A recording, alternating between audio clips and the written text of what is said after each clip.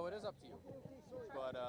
think obviously the Trojans men's team has been really good this year. What do you think they have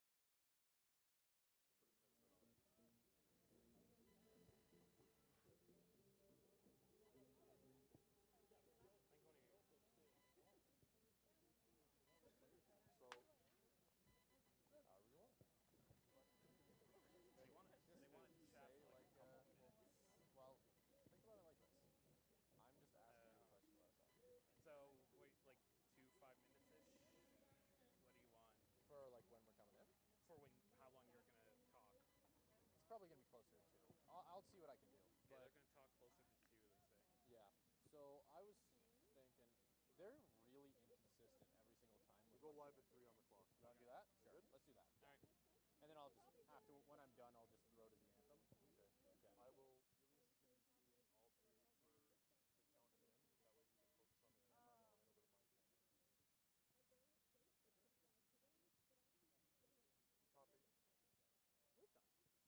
over to my camera. Copy.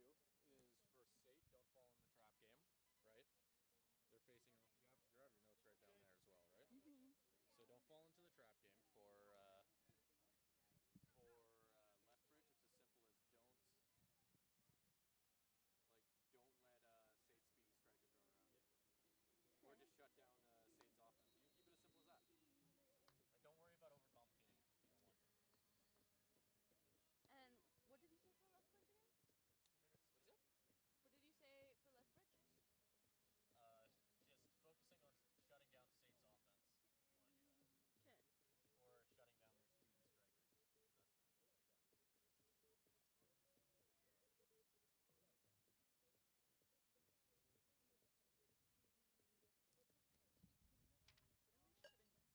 shitting myself right now. Well, don't worry about it. It'll be all right. I'm worrying about it. I'm the one who has to talk a lot more than you, so it'll be all right. Almost not the stuff. She got accepted. She's the youngest history, well, not ever, but youngest this year in her class. That's who, well, like less than 30 years old. Oh, starting to get harassed by wasps. Yeah. Cool.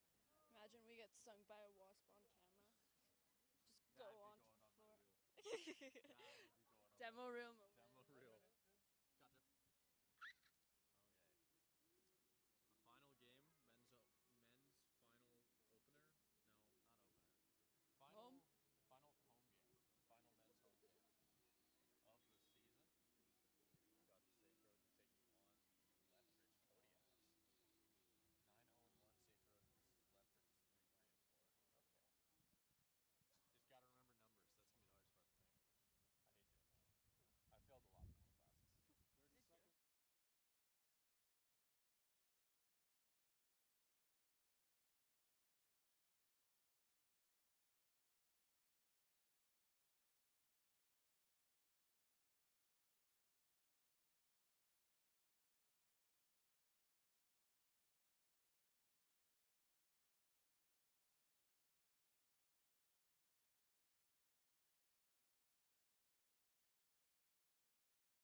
Hello and welcome back to Cohos Commons Field. We've got the final men's home game of the season for the SAIT Trojans, and they are hosting the Lethbridge Kodiaks. I'm Simon Chaskovsky. Alongside me, I have Caro Guevara, and we are going to be looking at what is probably going to be an incredible game as SAIT, sitting at a 9-0-1 record, is taking on the Lethbridge Kodiaks, who are currently at a 3-3-4 record.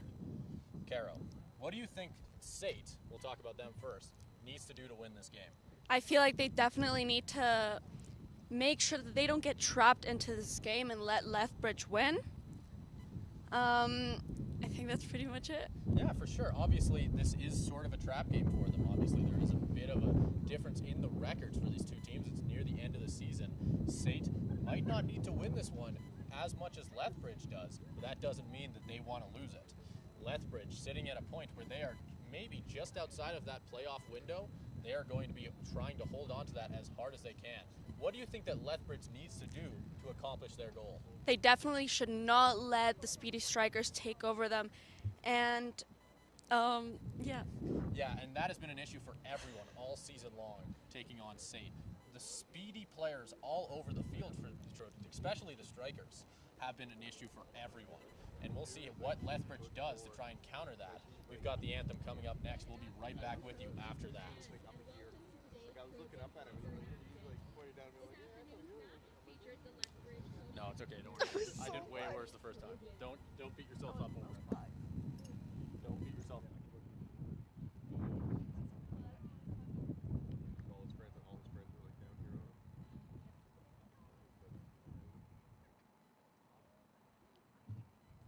Ladies and gentlemen, would you please rise and remove your hats for the playing of our national anthem?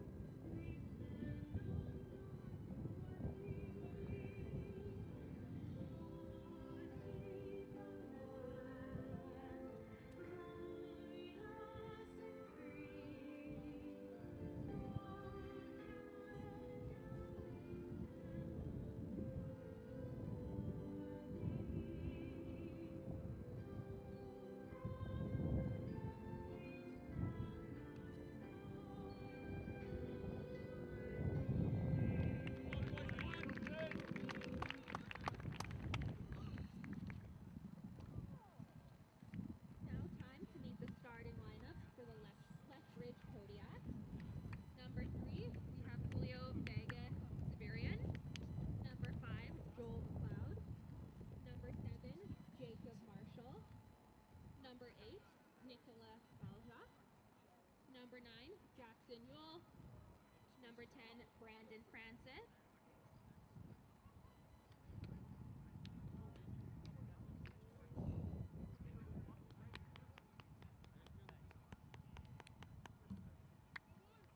Number 11, Vincent Dick. Number 12, Ethan Michelin. Number 15, Ben Knight. All right, and that will do it for the introductory little stuff that we had to get over with at the beginning of the game, obviously. That will do it for the starting lineups, is what I'm trying to say. I'm tripping all over my words to start this. Let's get into it. Obviously, we've got the 9-0-1 Trojans taking on the Lethbridge Kodiaks, who are currently sitting at a record of 3-3-4. But a few ties in there, that's the main thing that stuck out to me. In between the pipes for the Trojans, we've got Allen, who has been solid all year long for them. Went a long time without scoring. Number 23, but I'm wearing 11. Oh, you got it? Yeah. Oh, okay. Well, thanks for letting me know. I like it.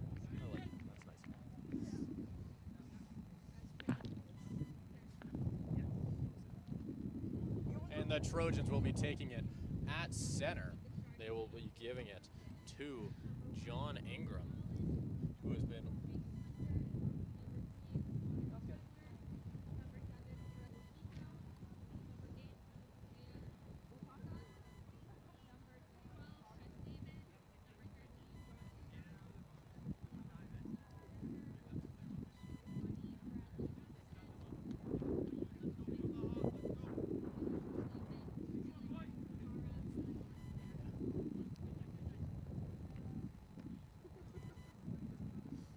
Trojans will be taking it at center the second the ref gives them the signal.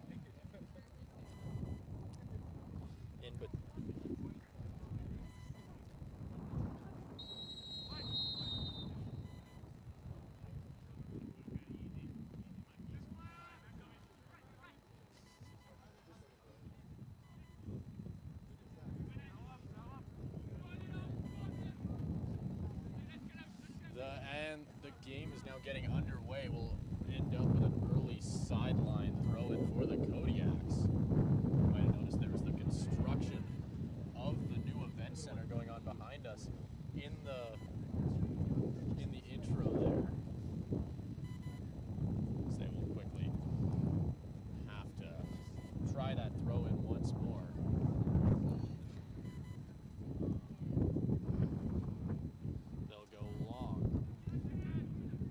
Get it to Tess David there. As the Kodiaks start to set things up, they'll get intercepted. It'll end up out of bounds. The last person to touch it for the Trojans is number 3, Connor Stable.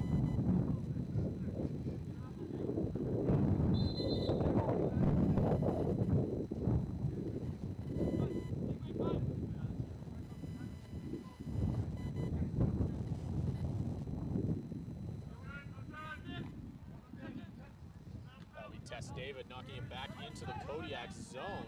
Haram on the attack, not quite able to get it done there. David sending it back to Stabler, sends it back to Atherton.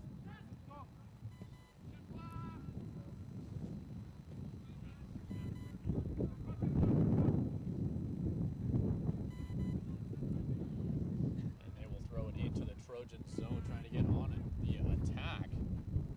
Already not quite as much action in the first 2 minutes in this one as we did see in the women's game, as SAIT was able to get on the scoreboard within the first 40 seconds of that one with a goal from Rochelle O'Leary. We'll see if the Trojans men's team have as much luck as the women's did early in this one. Obviously not quite as early, but we'll see what they can do. So we're currently at the 2-minute mark of this one, still 0-0. As the Kodiaks start to break in to the Trojan zone, they start to make their way around.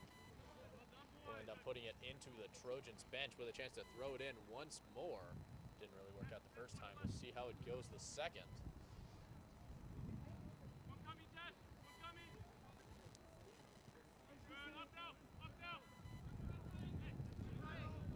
We'll end up getting taken out there. Kodiaks moving in. A player will end up on the ground. He'll get up quick after the whistle. And that will have been Brandon Francis, being the player who was put into the dirt by the Trojans defenders. As the Kodiaks quickly getting something set up on a Trojans defense that has been solid all season. We'll see what they can make of it as they'll get a chance to kick it in from not too far outside of the box. Here we go. He'll line it up, sending a long one in. We'll go off the head of Atherton. And quickly, Gahara Mundi will clear the zone. Now that will be Okawa with it, sending it to Tess David. Back to Hunter. Hunter sending it by the announcer table there. And it looks like it's going to be a throw-in for the Trojans. He's going to give it right back. So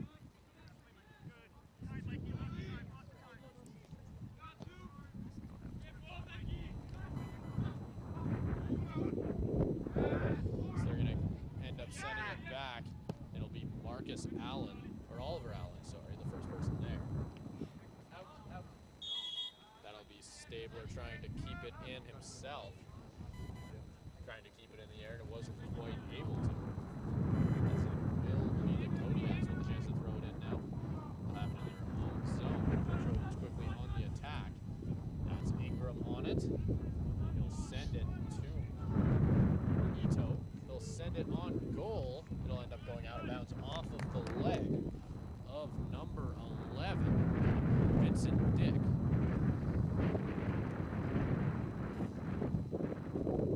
And Okawa will be taking it from the corner for the Trojans. Has quite a few goals on this season. Has definitely jumped up with the rest of them, doing a great job at it. Not afraid to bury a couple when the Trojans need him to. He'll end up taking it from the corner. They'll quickly stack the box.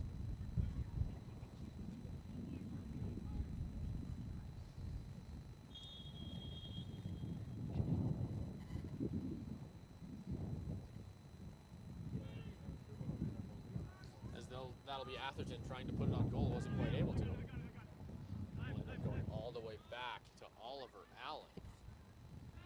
He'll send it up, finding Ingram. Tess David with it. David pressuring. He'll end up pushing it out of bounds with the help of another SAIT defender there. He'll end up getting thrown in.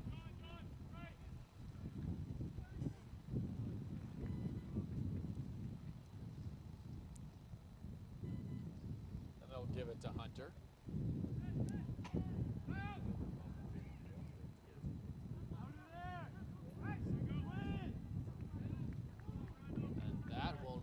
Up clearing the netting, the first one of the game to do that. And it looks like we have a lot of out of bounds so far, 6 minutes into the game. Yeah, both teams doing a really excellent job trying to keep the ball on the outside, not afraid to throw it in as many times as it takes. That's exactly like what we just saw there, is the Kodiaks quickly put it right back out of bounds and are going to force the Trojans to throw it in once again. Tess David will take it. And maybe part of that strategy is a little way to try and slow down this speedy Trojans team by the Kodiaks. That's Gahara Mundi with it. He'll send it up, no one home. That'll be Atherton sending a long boot, easily clearing half. Ingram's right there. He'll put it into the zone himself. He's on the chase. He's got Ito with him. There will be a whistle. Let's see who they give it to. It looks like it will be in favor of the Kodiaks. I wasn't sure at first.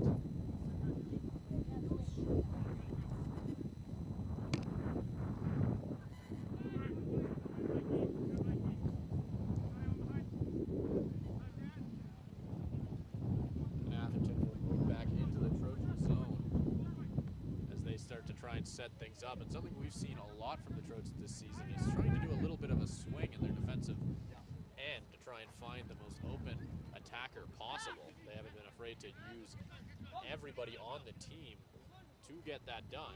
That's how the Oliver Allen throwing the ball forward, finding a midfielder.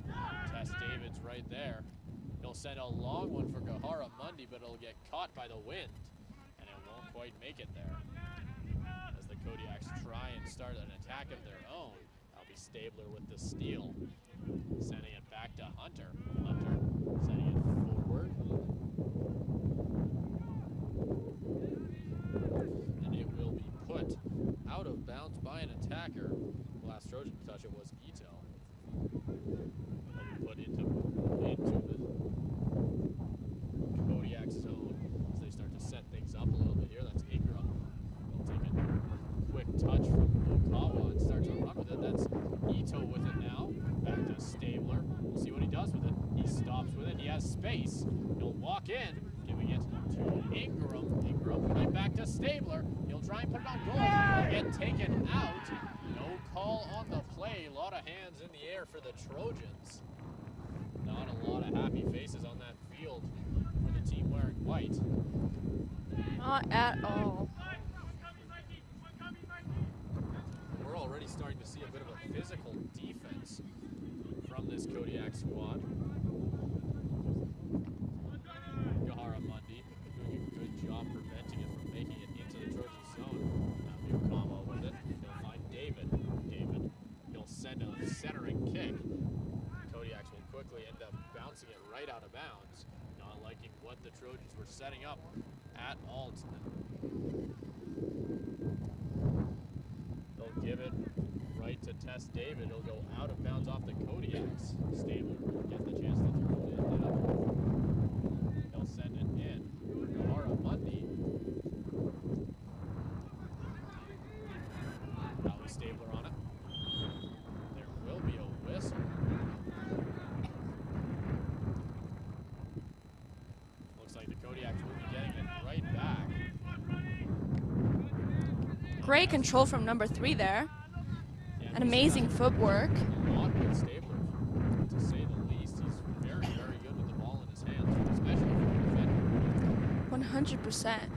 He has a really good way to control it, and just a great way to keep possession of it, regardless of the people that are coming towards him. Yeah, for sure. And the one thing that, and he's one of those defenders that you love to have on your team, especially if you're the Trojans, somebody who can, while he's also an excellent defender, is able to come up and help on offense when necessary. Yeah, and even when he does come towards offense, he still has that confidence that lets him do great. And again, not necessarily something you see in a lot of defenders. He's definitely not afraid to go up there and try and score one. As Hunter sets things up now, they'll give it to David. David, he'll try and rush through that Trojan zone now as they try and set up the swing. As they find Amedu. Give it to Okawa. Give it back to David. Okawa now with space. He'll decide to wait a second. That's Gahara Mundi. Gahara Mundi gives it to David. Will David be able to keep it in? He will. He'll walk with it now.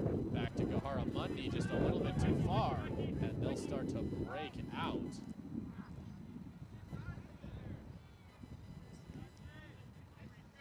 And Atherton sends it up.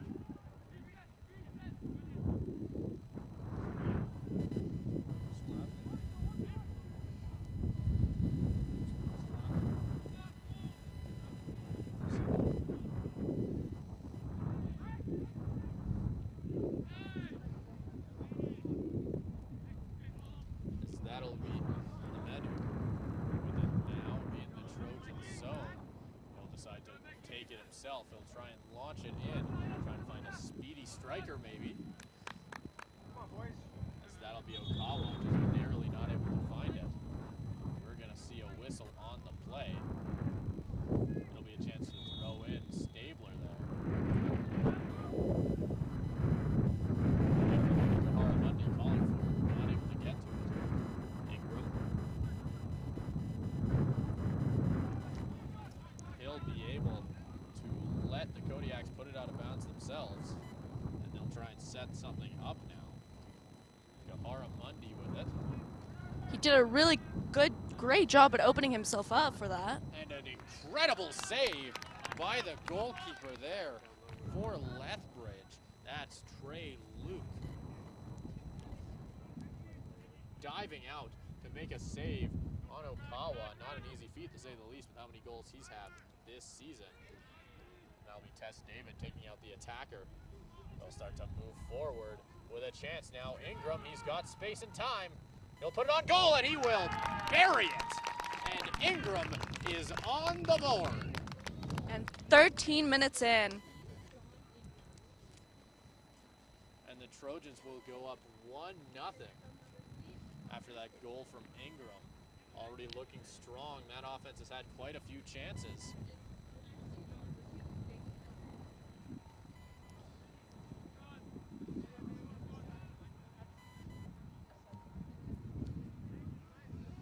And like we talked about in the introduction, Caro, those speedy strikers just continue to be an issue for teams as the Trojans really able to utilize that part of their game to just run around the defenders of other teams at times. And we saw Ingram just completely beat that defender with speed.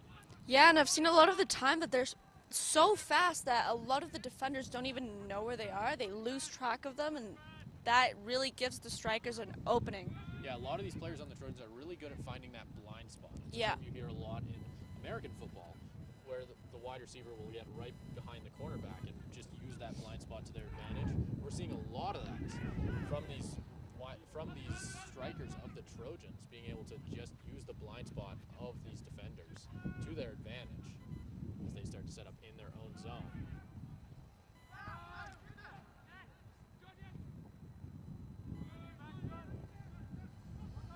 And that'll be sent into the zone by Feringer.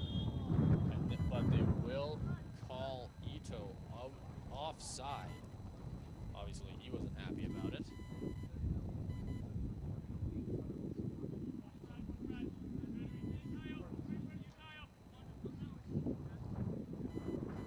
The Trojans have tried it multiple times so far in this one and all season with differing levels of success to try and get an attacker behind the defense of the opposing team.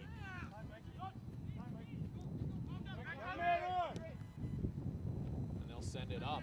They'll try and get it to Ingram. That'll be Kahara Mundi finding Ingram. Ingram, he'll walk up with it. That's Stabler now. He'll move up with it himself, using that footwork we talked about. He'll put it towards the goalkeeper. Kahara Mundi's right there with it. He'll put it on goal, but not quite able to get it in between the posts. Atherton will get it back from Feringer. He'll decide to send it back to Alder Allen. He's got a big boot himself, but not quite able to use it as there's a little bit too much wind on that one. Ends up clearing the netting. And that'll be the third ball of the game already coming in now. Hopefully they don't start running out if the wind starts to pick up for. Yeah. We're already seeing Trojans trying to use as much pressure as possible to try and keep the Kodiaks in their zone. Not afraid to send those strikers up high in their zone, in the Kodiak zone, obviously, because they know that those guys can get back quick if necessary. Now will end up going out of bounds, I believe, off of the Trojans, and the Kodiaks will get the chance to throw it in. They try and set something up now. So the Kodiaks try and find somebody, no one home. Ingram will be sent running. And it will end up going out of bounds. And I've noticed there's a lot of long runs in this first half so far. Yeah, and that's something that we see a lot from this Yeah. team. It all comes down to speed. We're going to be talking about that all game, I'm sure at the very least, because it's something that comes up a lot when you see this really, really solid offense that has been working frankly, all year for the Trojans. Yeah. They are really good at getting around those defenders. Yeah, and I feel like we're starting to sound like a broken record, just talking about speed this, speed that. Well, when it comes to this Trojans team, you almost have to. Yeah. They use it so often and score with it so often that it's... And it hard works not for to talk them. about. It does. It works great for them. And they are going to start to move things back. Maybe trying to set up that swing we talked about. Yeah. Kahara Mundi with it now. He'll try and walk it in. Abiokawa on the attack. And as they start to break out. Ingram on the attack. The pressure of the Trojans starting to give the Kodiaks a bit of issues, I think. Ingram with it. He'll send it outside for Ito. Ito walking with it. He'll run it in himself. Put it towards the goal for Okawa. There's a defender in the way. Hunter will run it in himself now. Putting it on goal. And just a little bit too high. As nearly a pretty good chance to put the Trojans up by 2 in the 18th minute. Score is currently 1-0.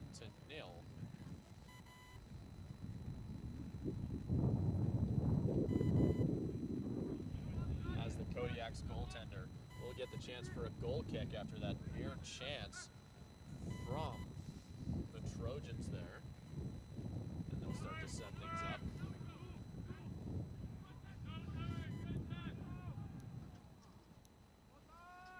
And that'll be Tess David on the attack.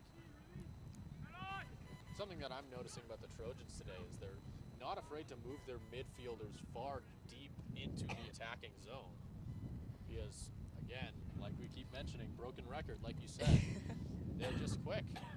They do not take long to get back on defense, so why not have them a little bit further into the offense? Yeah, and I feel like their speed definitely allows them to take a lot more chances when it comes to going on the offense side. Yeah, and it also helps on defense as well with pressure. 100%. Because they're constantly keeping the Kodiaks on their heels. Always have to be moving the ball. You don't really have much time when you're playing against the Trojans. Oliver Allen with a chance. He'll load it up and send it long. I believe that's Farringer there. Oh, no, sorry, that'll be Ito. He'll end up getting knocked down there. There will be a whistle on the play. And it looks like the Trojans will most likely be getting the ball on the spot.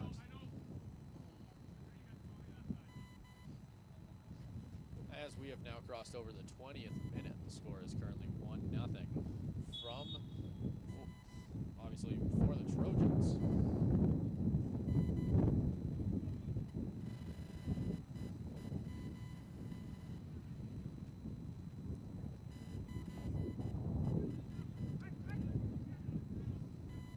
As that'll be Farringer moving it up, he will move it to Amidu. Amidu sending it in for Tess David on it now with a chance. He beats the defender, sends it towards the goal. And it'll end up going out of bounds. So the Trojans will be getting a chance from the corner, and they will once again send Okawa for the chance. And they'll quickly start to load the box with all their tall defenders. So they've got multiple people on this team over the height of around 6'4", including Atherton and Amidu, who are both moving quickly down into the box. Nearly a chance there for Amidu, like I just said. Not quite able to bury it, though.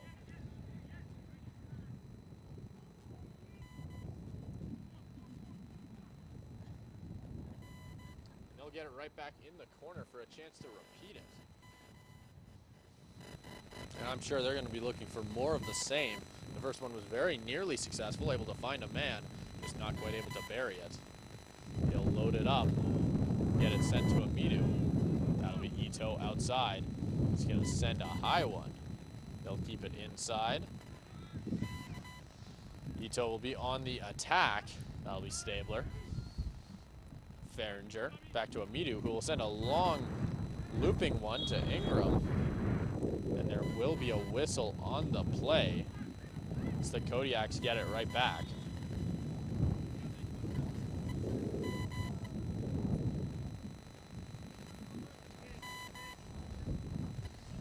So the Kodiaks load up on the defensive side, trying to maybe get some offense going, because that has definitely been a struggle for them early in this one. They had a couple chances early in the game, but haven't had anything really since then. It's the speedy midfielder for Lethbridge, Ethan McKelland. Tries to make something work there. Not quite able to.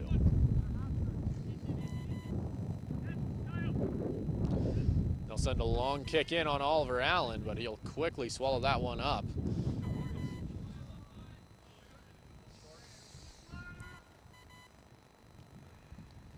As they start to set up in their own zone. Trojans making their way up the right side of the field. That's Ingram with it. He'll send it up to Okawa. He's got Ito with him. He'll give it to Ito. Ito with it. On goal. Not quite. Gahara Mundi now. Puts it on goal off the crossbar and out. Back to Okawa. And he will finish the job. The Trojans are now up 2-0. And that was such an intense play. A lot of different people touching the ball before that one went in the net, that's for sure. Obviously, there's only 1 or 2 assists that actually get put on the box score, but you could definitely put a couple names down mentally for who definitely caused that goal for the Trojans. Oh, yeah. As the Kodiaks quickly starting to fall behind in this one offensively. Their defense has not looked bad at all, as they've done an excellent job holding off the Trojans. But when it's come to actually getting some stuff done, getting some action down on Oliver Allen, they have struggled at times. So the Trojans have certainly shown up to play. We talked about the potential of maybe a trap game here, where it could be the situation where the Trojans might be comfy sitting in that first place spot. Doesn't seem to be the case.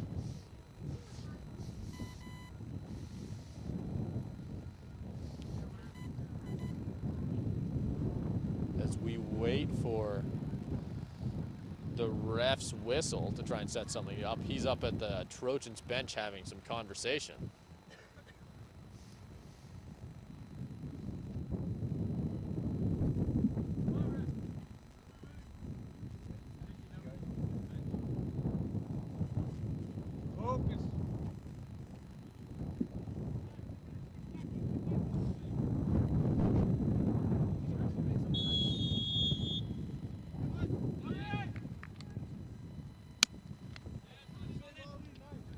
Another great catch from Oliver. Yeah, and he continues to have an excellent game so far when he's been needed. Very consistent goaltender for the Trojans. Been starter all year pretty much. Ingram sending it back to Farringer. That is Okawa on the outside. Not quite able to make it work though. That's Ingram with it. He'll march in. He already has 1. Can he get 2?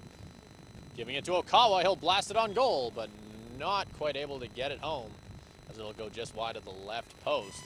So the Trojans offense continues to blast this Kodiaks defense with everything they've got.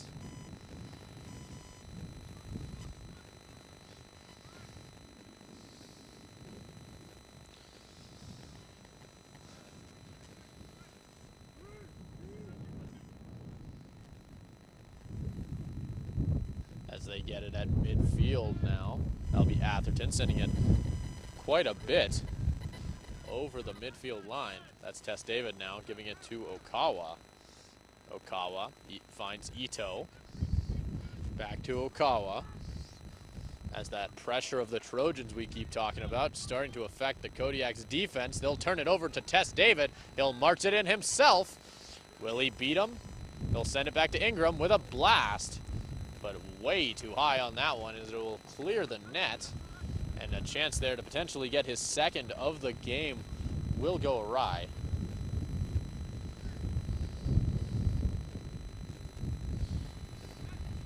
As we are seeing Trey Lukey start to set things up in between the pipes for the Kodiaks.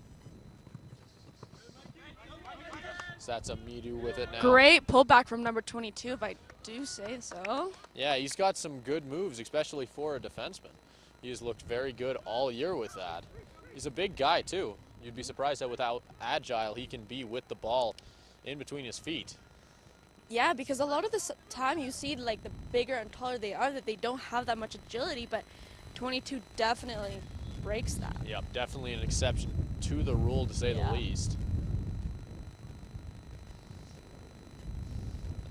The Kodiaks currently have a player on the ground. That is number 11, Vincent Duck.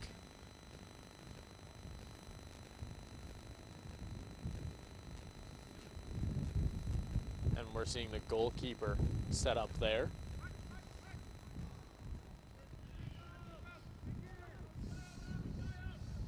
Now I've also noticed that the goalkeeper from the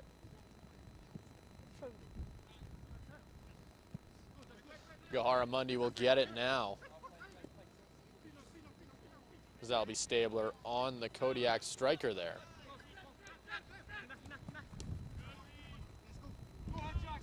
And a great play by Feringer to try and prevent the chance there from number 9.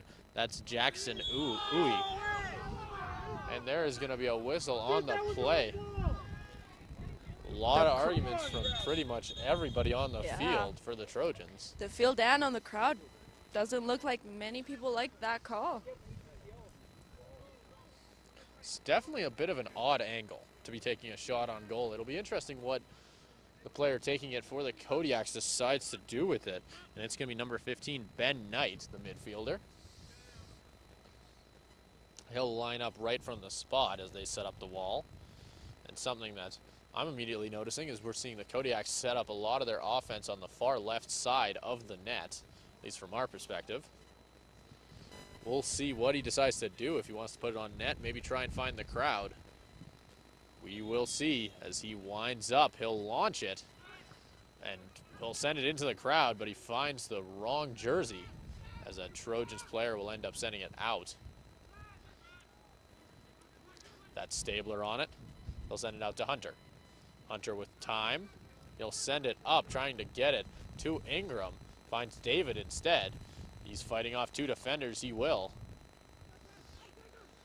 Hunter with it now. He'll walk in. It'll end up going off of the hand of a Kodiaks player. And the Trojans will be getting it on the spot with just a little under 30 minutes gone. The score is 2-0. We've got goals from both Ingram and Okawa so far in this one. Ingram with it. With a chance, he'll put it on goal, but it'll end up getting blocked. Okawa with it again. That'll be Atherton with it now. They'll start the swing. They'll send it deep into the zone. That'll be Ito on it. He'll walk it in. Put it on goal. Nearly a great chance if Ingram could just get up a little bit higher, as they really tried to set him up. Wasn't quite able to find him. That was some great jockeying over there from our Trojans. They'll set up on the sideline. They'll throw it up. First person there will be Feringer, who ends up putting it right out of bounds.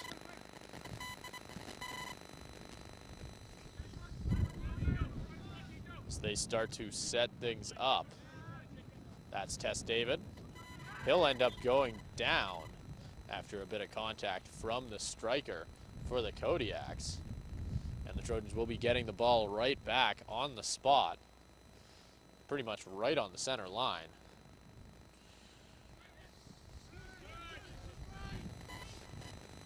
Okawa gets it right back after the pass.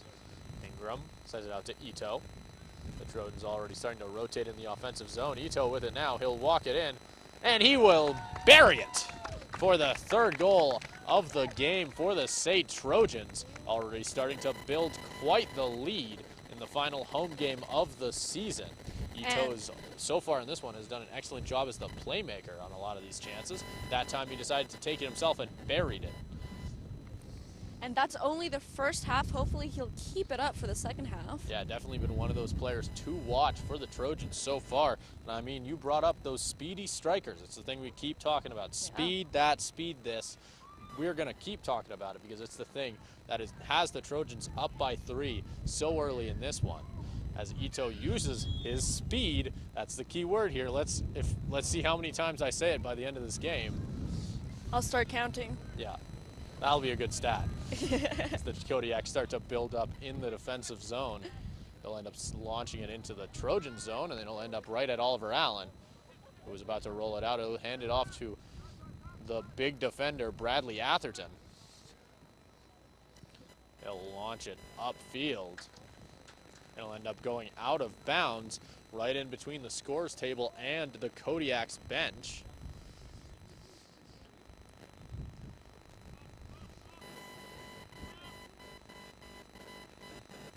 As they start to set things up themselves, but they'll end up turning it over. Test David.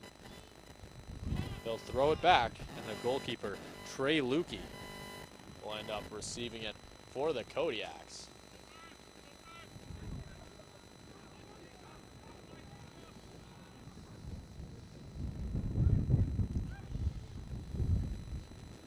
As they start to get something going a little bit now, Gahara Mundi will send it back to Farringer now. Farringer launches a long one. The wind catches it as it continues to get windier and windier as the afternoon goes on. Not a cloud in the sky though.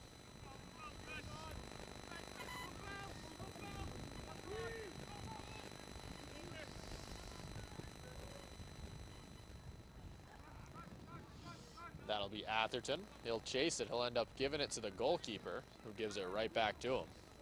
That'll be Tess David sending it out to Hunter. Hunter chooses it to give it back to himself. And he'll give it right back to Atherton now, as they start to set up in the defensive zone, launching a long one to Gahara Mundi. We'll see what they can maybe make of it. That'll be Stabler deciding to give it to Gahara Mundi. Gahara Mundi will walk in. They'll call him offside on the play, though, as that is already the second offside call we've seen on a winger for the Trojans. Let's hope that does not become a theme for this offense.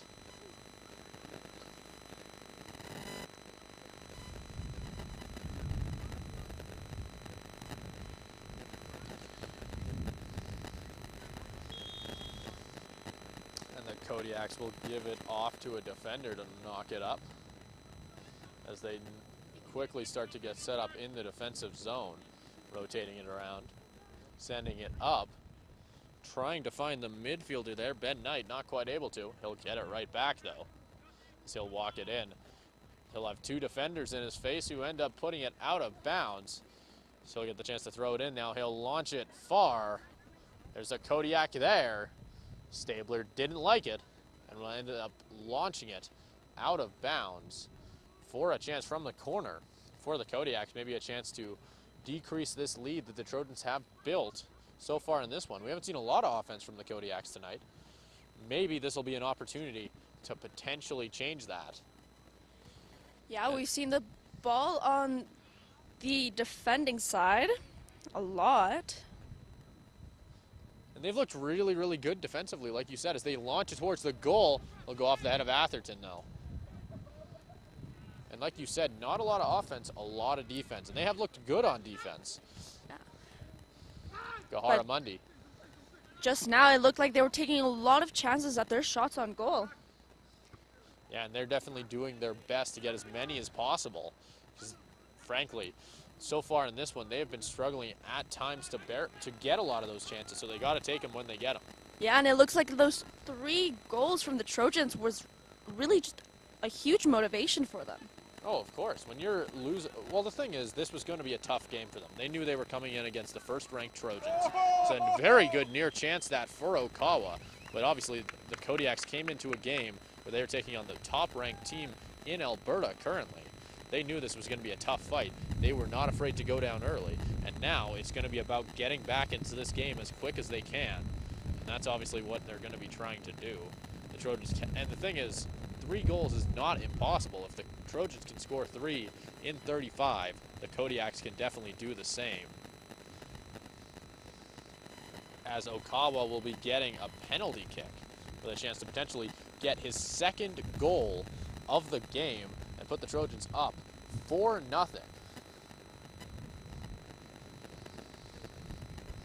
As here we go, he will line it up. Make sure the goalkeeper is ready. And here we go. He'll take it, he'll launch it on goal, and bottom left corner will easily bury it. The 4th goal, and they don't even look that excited about it. Well, maybe that's a little bit of sportsmanship as well. You don't really want to shove it too much in the face of your opponent, obviously. And Fair it's enough. definitely not over. No. 4 goals is very possible. It's not an impossible lead. The Kodiaks have been known to score a lot of goals at times when they've needed to. So the Trojans definitely cannot let them back into this one. A little bit of sportsmanship definitely was being shown there, to say the least. As they will start to send Gahara-Mundi on the pressure, quickly setting things up. Great way for number 3 to keep that in. Yeah, really, really impressive job. As Lots of Oliver quick Allen will end up thinking. grabbing it. Yeah, and that's something that we see a lot from him. Not afraid, obviously, to jump up on the attack, but a lot of that, like you said, quick thinking also comes into effect on the defensive side of the ball as well. As that'll be Hunter with it. He'll send it up the sideline.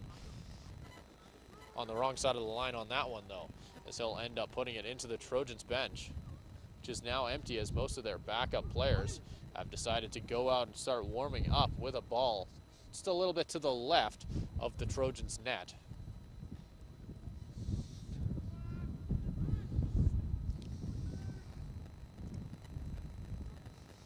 And that will be Ito with it now.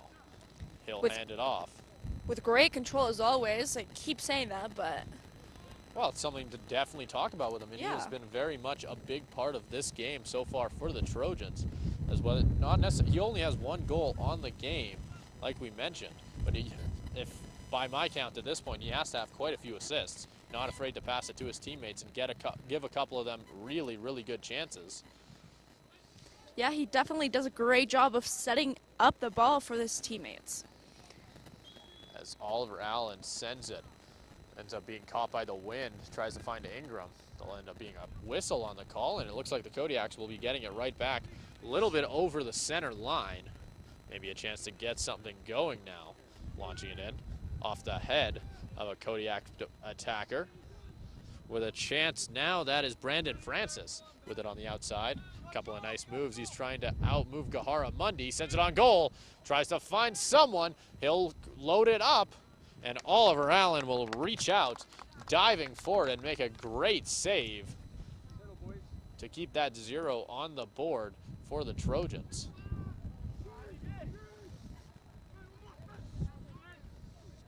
As the Kodiaks continue to try and set up some offensive pressure, not quite able to. Stabler decides to keep it inside instead of favoring for the goal kick. Gahara-Mundi with it now. He'll walk it up. Finds Tess David. David decides to go back and try and set something up again. Gahara-Mundi moving it forward for Ingram. He'll try and get it to Okawa. The goalkeeper will beat him there, though.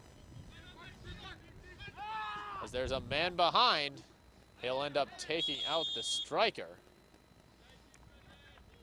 There's a bit of contact there between the 222s, Michael Amidou for the Trojans and Ryder Skolka for the Lethbridge Kodiaks.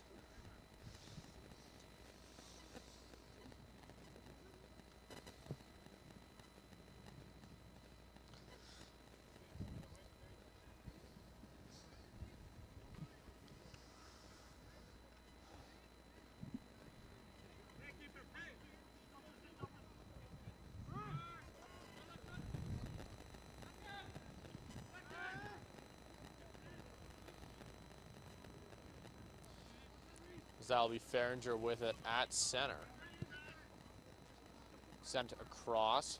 Hunter's the closest Trojan to it, as that will be number 3 for the Kodiaks, Julio Vegas Cibrian. Watching that one go right out of bounds.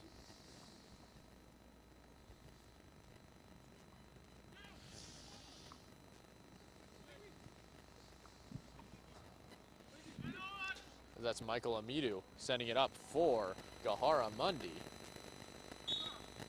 And they'll end up blowing the whistle on him. And they will end up giving him a yellow card for kicking the ball away after the penalty.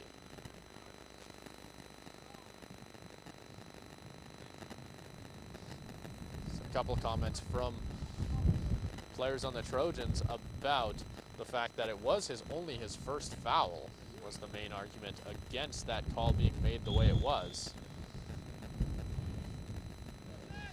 Doesn't look like the refs want to hear it.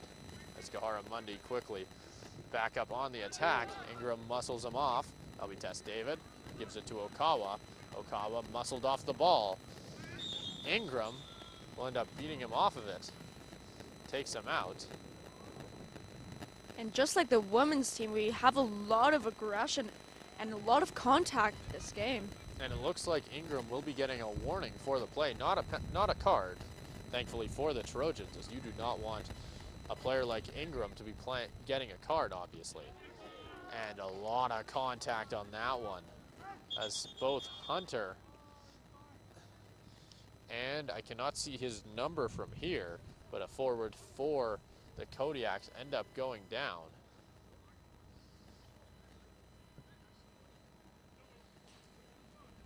I believe that's Jacob Marshall.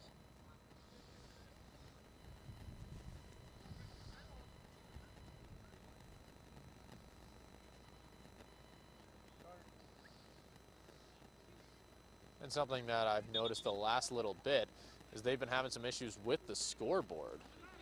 So I'll just give a quick reminder. I can't say I know exactly what time it is because of that.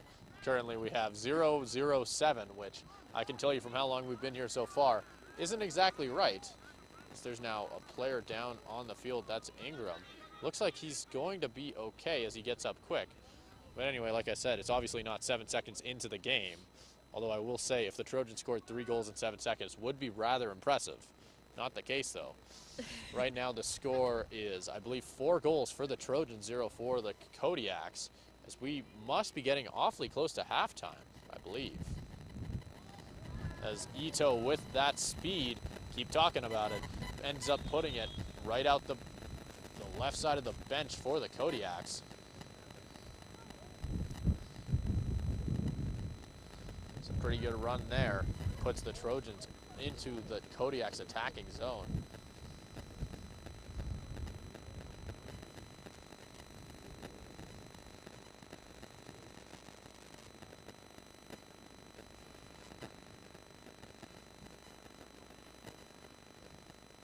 Oh, and we do now have the clock back on the board, as we now do have confirmation that it has hit the 45th minute of so that means we are in extra time. Not exactly sure how much time is left, though. So that'll be Okawa with a shot on goal, and he will bury it, and that is the hat trick. What a shot. Great shot. And if he's done anything well tonight, it's pick his corners, as he's done an excellent job picking apart the goalkeeper for the Kodiaks, as the Trojans go up 5-0 right at halftime, the 45th minute on the dot. And we have just gotten confirmation there is 2 minutes left in halftime, or in the first half, sorry. Like I said, the score is now 5-0 after that goal from Okawa, which gave him the hat trick. Not only the hat trick, but the first half hat trick. That's not necessarily you see a lot, as they send it up.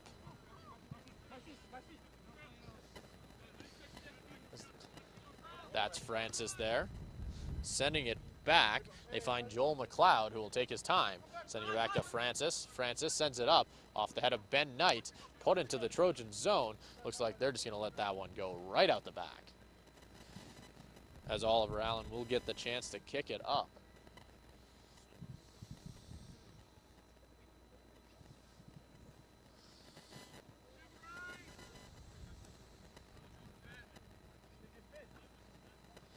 Amidu will stop in his tracks, ends up pulling it back and sending it up for Ingram. Not quite able to get there, though. Test David does. He'll run it up. No one home. Finds Ito. Ito ends up being put on the ground. And that will do it for the first half. I was wondering if there's going to be a penalty there. It does not look to be the case. And after the first half, it is 5-0. Trojans to the Kodiaks. We will be right back after the about a 15-minute break for the second half.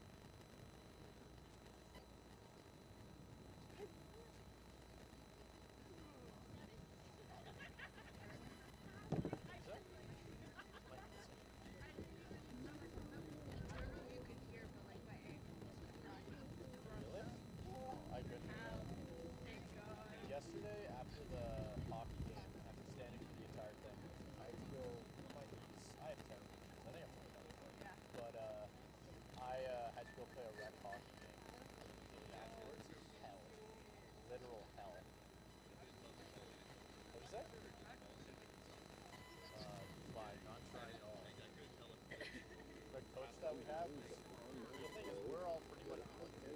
It's not like any of us are that hard.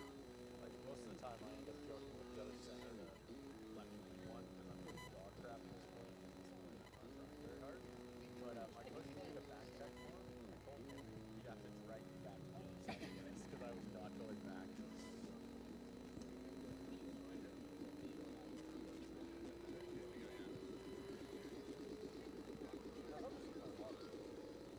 I was pretty shocked.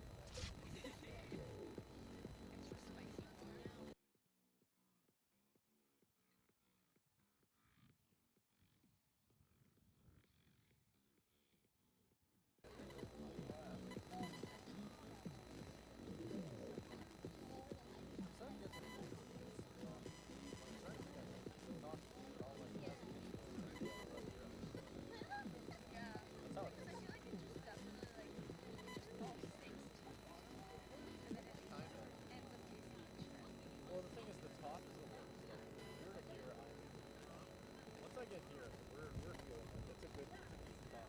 Then we get back here, it's like, it's all over.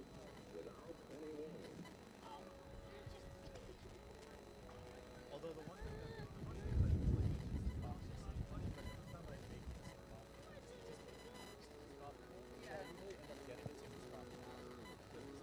It just backfires on you. Yeah, it completely backfires. If anything, it's less healthy. Yeah, I feel like it's Because, like, what they put. I have no idea. Yeah. I don't want to know. Yeah. I don't drink it enough to want to, you know? I only, like, it's the same thing with, like, something that I regret checking now is I've never drank those vitamin waters. In my head, you'd think that should be healthy. They have, like, 30 grams of sugar. And that, I remember grabbing one and I was like, that's probably not healthy. Yeah. It's the exact same. A lot of the vitamin waters have, like, the exact same sugar levels as, like, other It's really weird, yeah.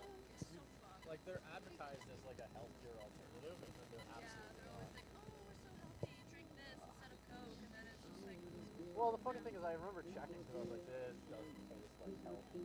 It definitely doesn't. It just tastes like... It tastes like color. That's exactly what it tastes like. It doesn't even taste like a flavor. It Yeah, tastes like, I remember I got the grape one or whatever, and it was like, this tastes like purple. It's not good.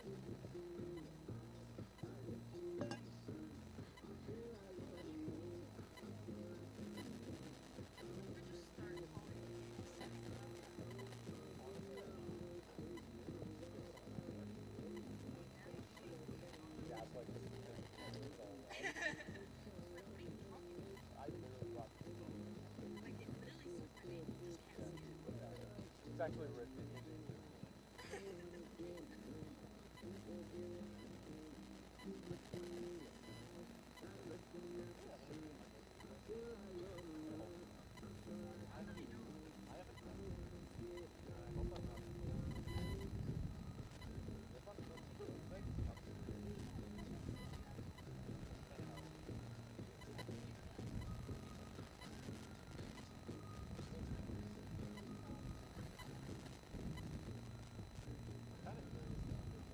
Robin said to me in my year after being pro was, and the serious reason I said it, don't worry about it, because I just feel like it's funny.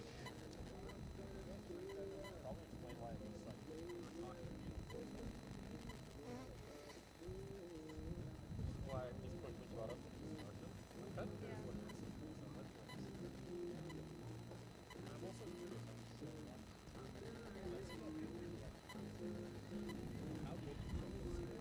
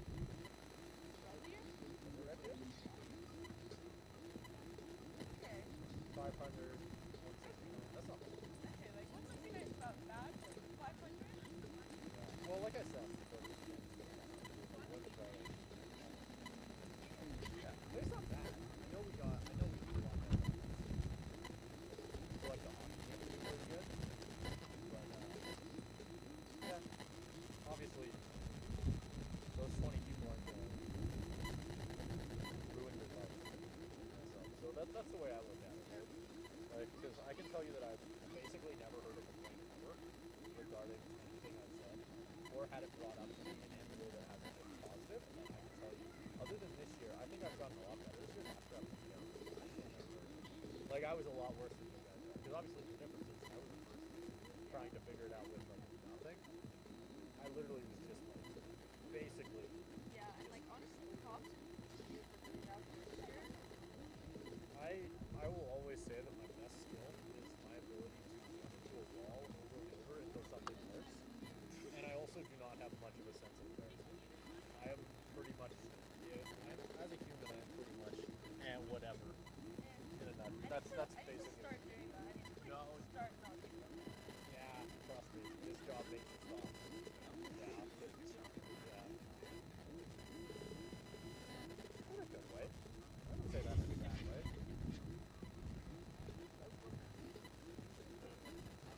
I was trying to find that, but I'm kind of worried we're running out of time.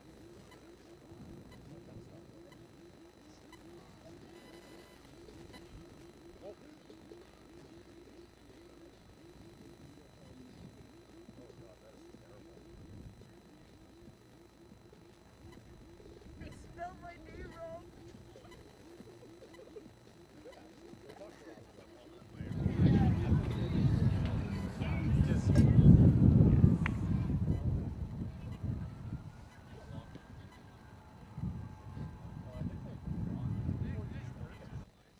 Because yeah, they weren't even close to it. I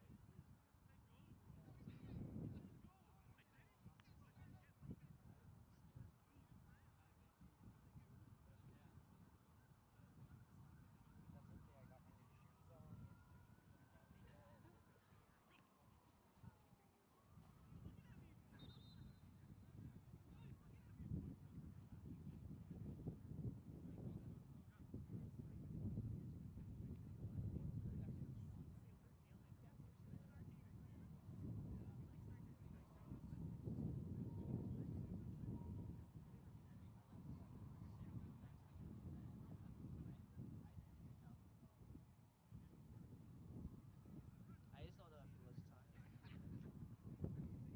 Mine has the ball, yeah. Yep. There's the ball. Yeah, exactly. Okay, I'm good. All right, welcome back to the second half of this one. The score is currently 5-0 for the SAIT Trojans, who had a really strong start to the game, managing to keep the Kodiaks to a very limited number of shots. But already they're starting to jump back on the attack. I'm Simon Chaskovsky. Alongside me, I have Caro Guevara. We will quickly get right back into the coverage of this game. They'll have Bradley Atherton back there with it. He'll give it to Okawa. They start to move forward. As that'll be Ingram sending it back to Ito. That's Hunter. That'll be Farringer. And that'll be Ito, not quite able to keep it in.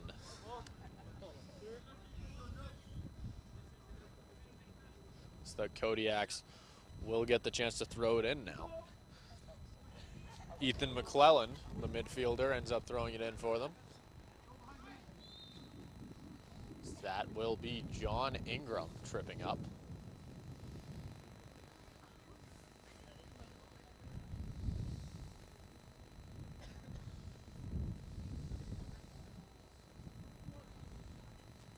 As they start with it basically right at center. Farringer didn't like what he saw, decided to throw it back to Oliver Allen. Maybe restart things a little bit. As the Trojans try and get their offense going in the second half. Already quite a bit of action in the midfield. We haven't really seen either team enter the other's defensive side, at least not really. As they'll send a long one. John Ingram's there, but he's not able to beat the defender. And that will end up going out of bounds.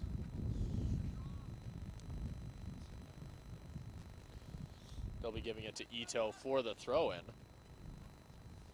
He'll rush up with it. He'll stop in his tracks, try and set something up again, send it back to Ingram. Sends it back to Bradley Atherton, sends a long one to Hunter. They'll end up going off of a head. And he'll send it back to Farringer, who will send a long one in for Gahara Mundi. He will end up taking out the goalkeeper. Bit of a dangerous play there as he is on the ground. Hopefully he is all right. And that definitely looks painful. Yeah.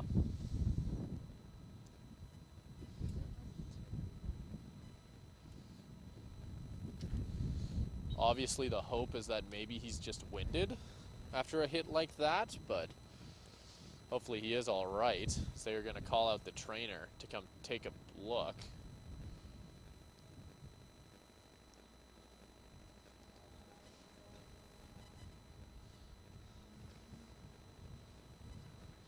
Wasn't necessarily a dirty play, I wouldn't say. Gahara Mundi was going for the ball, but definitely still a bit of a controversial one to say the least whenever a goaltender is hit in any situation. Generally, there'll be a lot of different opinions as he will end up rolling up. I think, based on the way that the trainer's telling him to react, I think I think he is just winded. And I feel like there were definitely no bad intentions for that one. No, of course not. I feel like it was there definitely usually just an accident. There usually is. Yeah. Yeah. Obviously, he was just going for the ball. We've seen a lot of aggressiveness from Gahara Mundi. It's one of the things that makes him a good soccer player. But on that play, just a little bit, maybe a step too far, ended up connecting with a goaltender. As he continues to try to recover on the field. One thing that I do want to point out, hopefully he won't have to come in. We are seeing the backup goaltender for Lethbridge warming up on the sideline.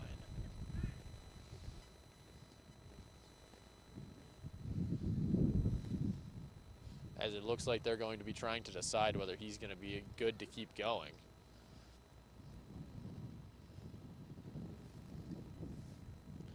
He is getting up on his own. Both teams are starting to collect at their benches.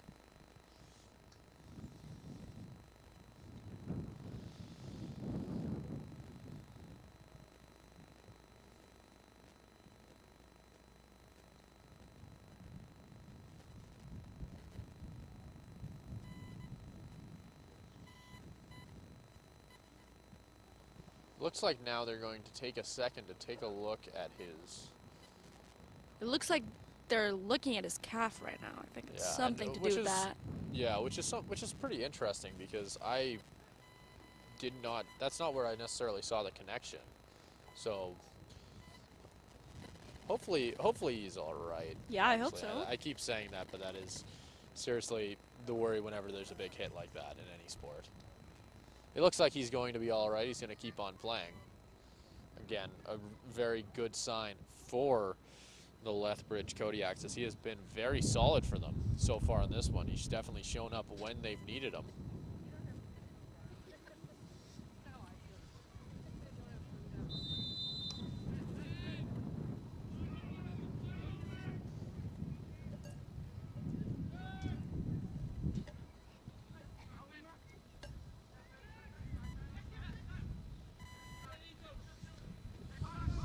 They try and set something up on offense, not quite able to. It'll end up going out of bounds.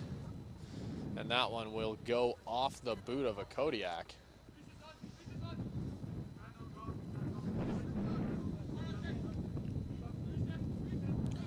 As that will be Farringer with it there. Sending it back to Atherton. Back to Amidu. And a steal there. He'll rush in with it with a chance. And he will get taken out. And this will be a, wow. What a shocking play on that one, as he will be getting an immediate red card, I believe on his first foul.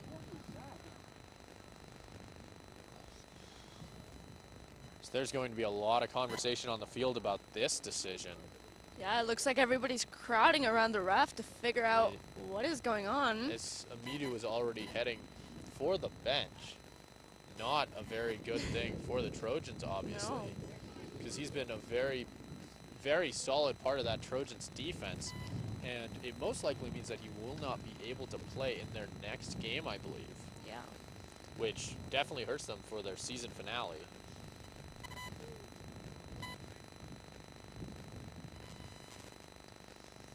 Obviously, it was going to be a foul. I think we all saw that coming. When I saw the red card, I have to say I was a little shocked, considering I don't think he had a foul prior to that. But Yeah, I think we all were. that'll be Surya Tim Minsha loading up, putting it on goal. He will end up clearing the net. Not quite able to bury it as Oliver Allen continues to look very impressive.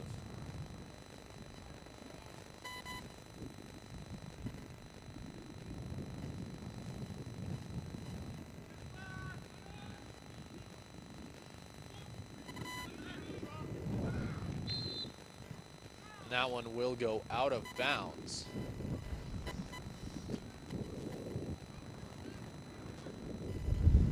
Looks like, or no, sorry, it will not go out of bounds as there was a whistle on the play. Hunter will be taking it there. Farringer keeps it in. That's Ito.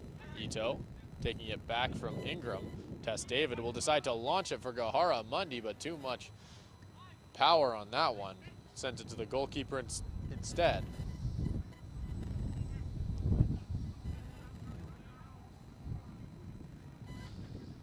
As that will be Okawa losing the ball at center field. Okawa giving it to Farringer. Trying to get Gahara Mundi. Won't be able to, and that one will go out of bounds.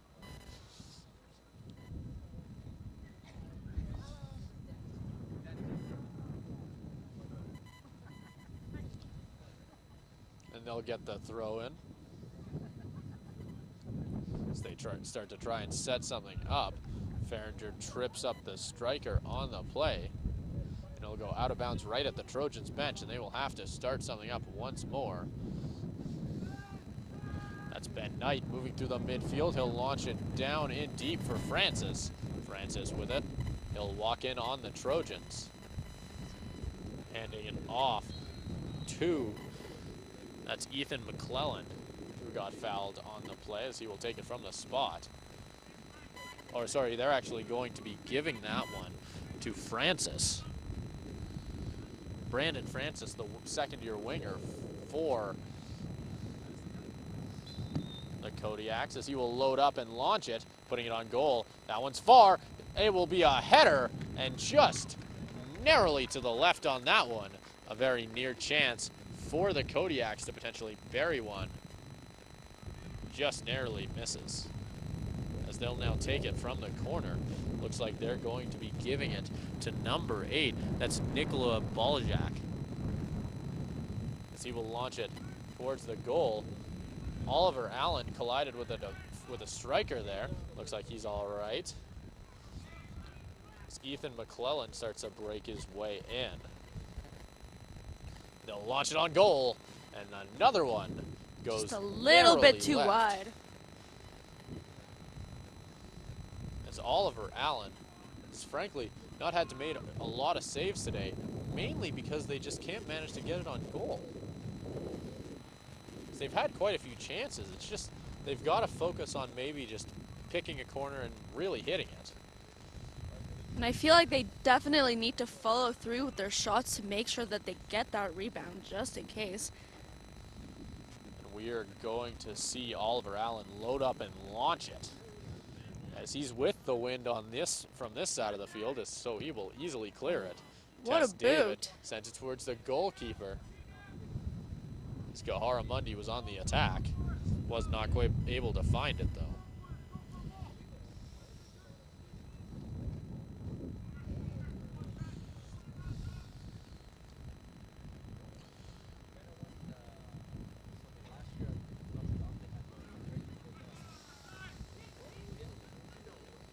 Farringer will launch it. That's Okawa.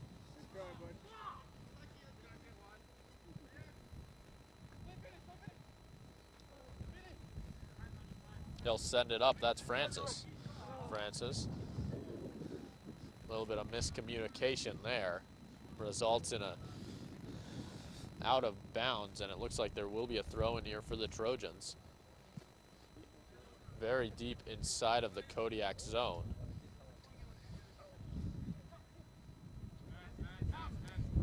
Okawa with it. John Ingram finds Hunter. Some quick touches. That's David. Back to Farringer. Farringer decides to send it back to Atherton, and they start the swing. Atherton will send it in deep. Gahara Mundi is running, but he will not be able to catch it.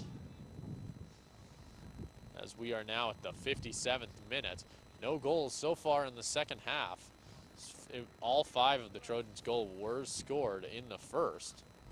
As we quickly approach the 60th minute.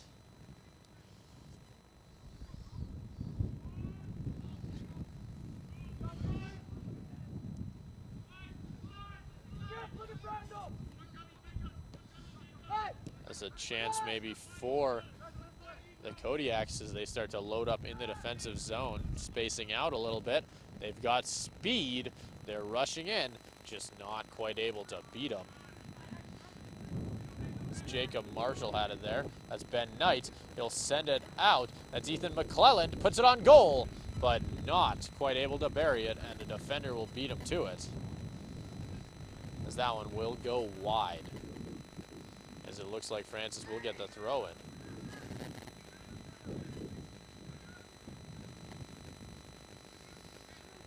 They launch it on goal, but Oliver Allen makes the easy save as that one goes right where he was standing. So he'll end up launching it downfield. Finds Gahara Mundi as he will run into the center. Ends up turning it over to Ben Knight. Knight with it. He'll walk through the center now.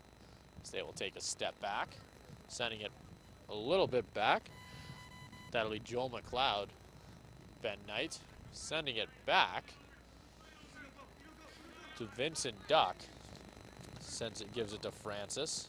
Francis back to Knight. Knight decides to load up and launch it, trying to find the speedy winger there, Jacob Marshall.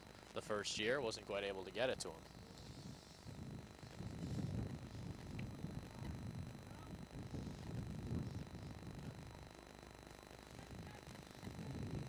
And that's Okawa there, as they decide to start making their way through the defensive swing. So that's Ito. He'll run up with it. Couple of nice moves, beats the defender. He's got speed and he's got space. He'll beat him again, putting it on net. Not quite able to find his target of Ingram. So that'll be Farringer. We've got a player down on the defensive side.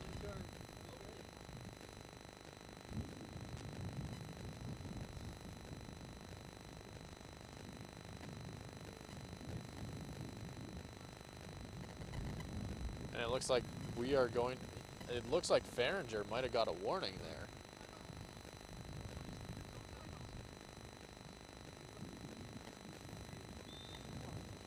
A little bit of communication going on between the Kodiaks defenders. Not a lot of happy faces for them, obviously down by a fairly large amount as they will try and make their way back in.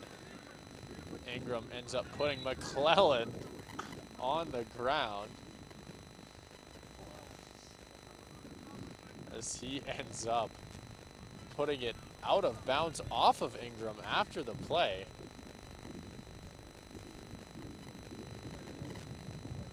So that's Ben Knight. Puts it in the air. Ends up going into the bench.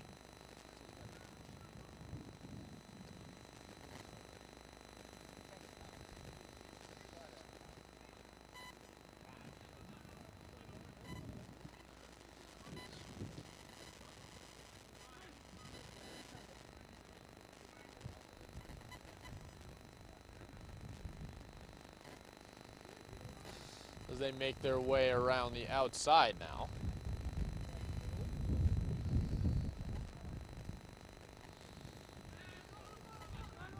marching up. That's Ingram. He has the speed to do it. Will he be able to make it there, though, as he knocks it a little bit too far forward? But he'll manage to put it off of the midfielder, following him all the way back. That's Ben Knight. It looks like he lost a little bit of control right over there, as he was very close to that goal. Yeah, he might be kicking himself after that, as that definitely could have been a chance to get his second of the game. As they will give to Okawa in the corner. It's now the 62nd minute. The score is 5-0 for the SAIT Trojans. Still no goals in the second half of this one. Still load up, send a kick high, and it'll go just off the boot of Hunter, but not really able to direct it in the right direction. That one will end up going out of bounds at the sideline, right by the scorer's table. Ingram. They'll give it to Hunter.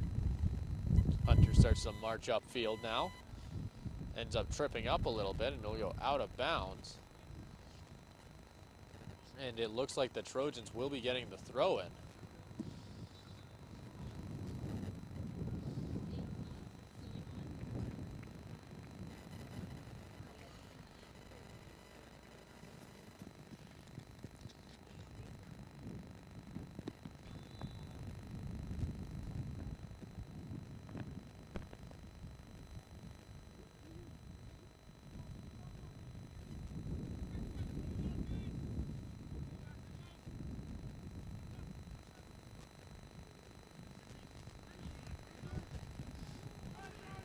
As the Kodiaks get a bit of a chance there, it's quickly interrupted by Oliver Allen.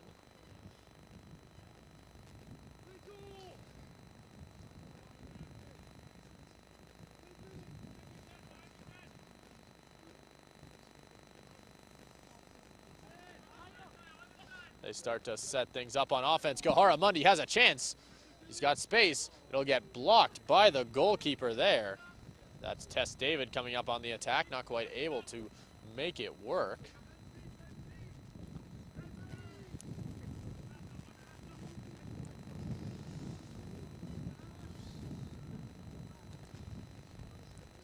As David ends up heading it right into the Trojans' bench.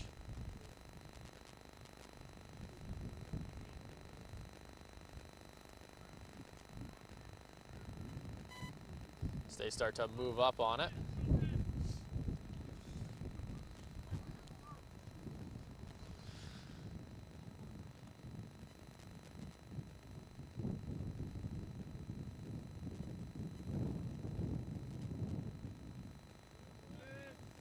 As they get up on the attack, that one will end up going out of bounds once again.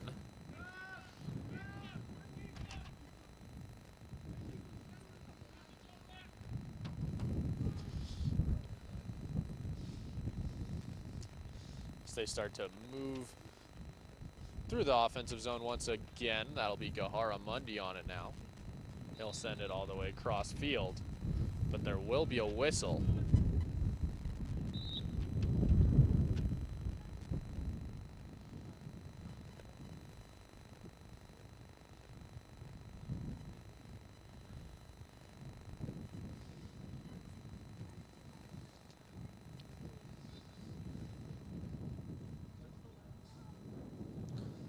As they start to set up in the offensive zone.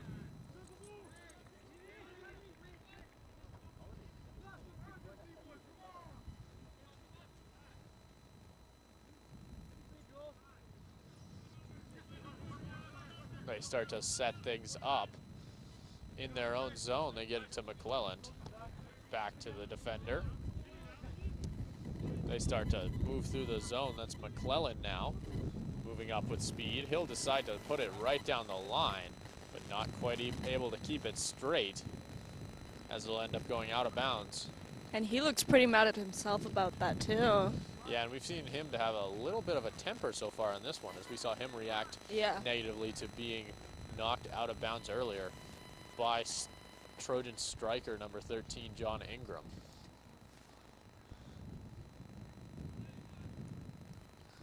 Gohara Mundi will now get the chance to throw it in at the bench. Test David, moving through the midfield, was able to move it up, but didn't find a home for that pass. So they continue to move through on offense.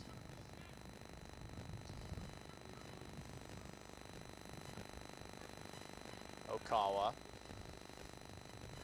gets it back to Atherton, who loads up and launches it. Skaharamundi's on the attack. Multiple people end up on the ground.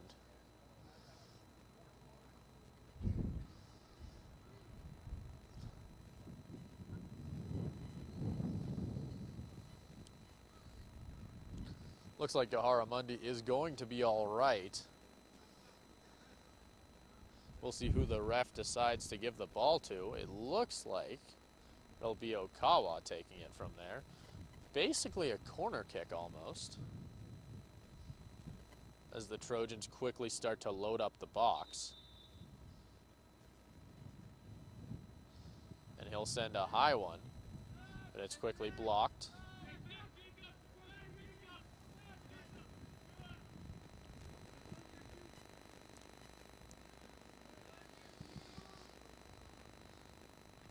And that'll be David.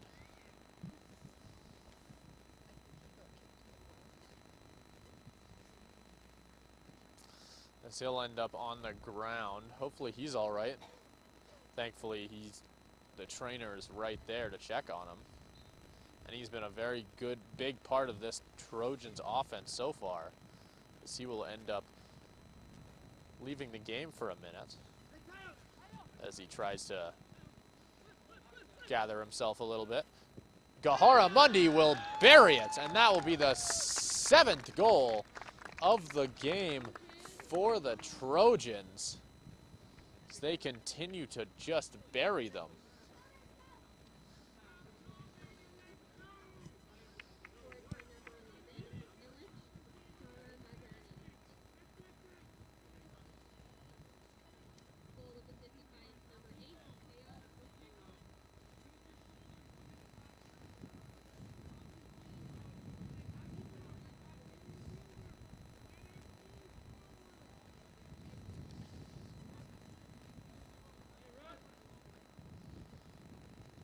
As they will set up. The refs are quickly convening first, but they will be setting up at center.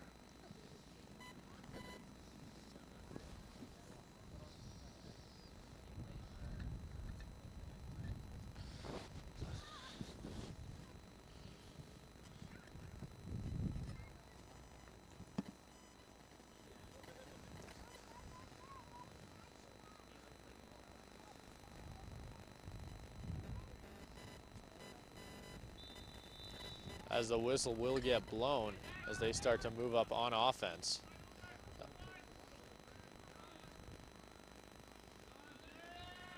Now one will go right out of bounds.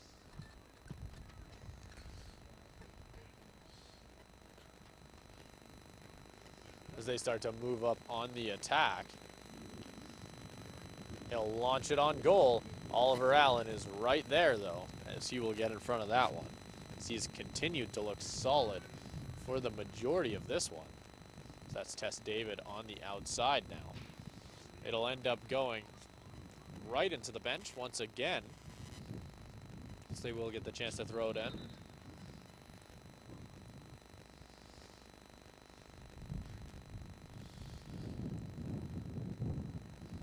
As Kajitani will throw it in for the Trojans.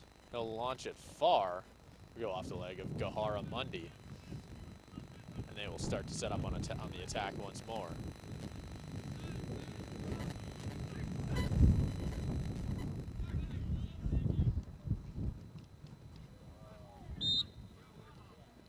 And that will be a penalty, it looks like, on the Trojan striker there.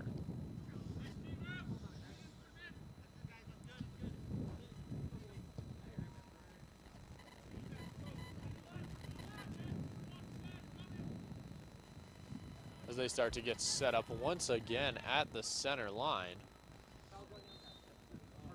And there's another whistle.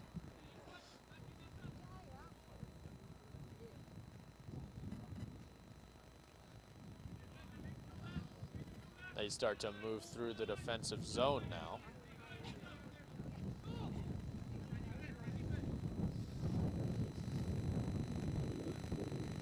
And they have a chance now. He'll launch it on goal, but Oliver Allen got all of that one, and that will go careening out of bounds. And Oliver Allen is really not letting any of those shots in. Good for him. Yeah, and he's done that all year for the Trojans. Yeah. Really been solid when he's needed to be. As that will be a player down for the Trojans.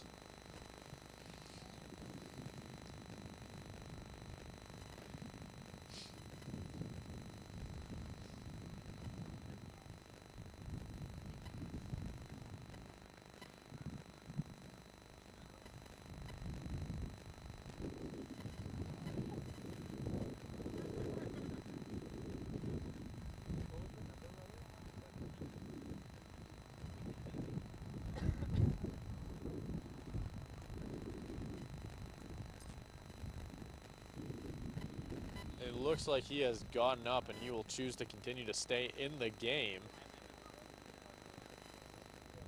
Atherton will launch it deep for Gahara Mundi.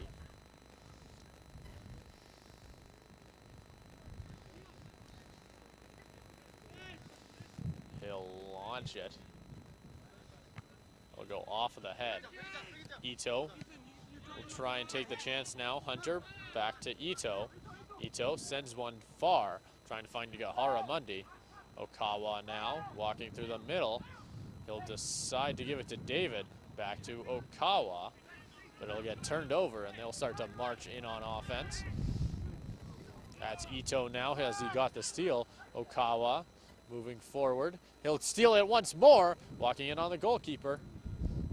And Gahara Mundi will bury the second chance goal, putting them up 7-0 for his second goal of the game. And that's always tough on the goalkeeper when they bury a second chance, because usually you want your defense to usually handle that. As it looks like he might be down after the play. There was a bit of a collision on the first bit of that. And we're seeing some subs coming in for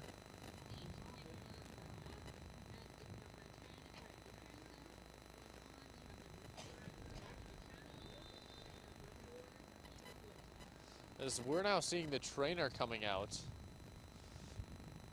for the Kodiaks to come check on their goalkeeper.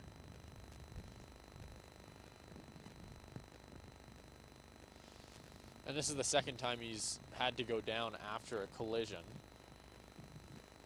So hopefully he's all right this time as well. Last time it appeared that he was just winded. At least that was my personal guess.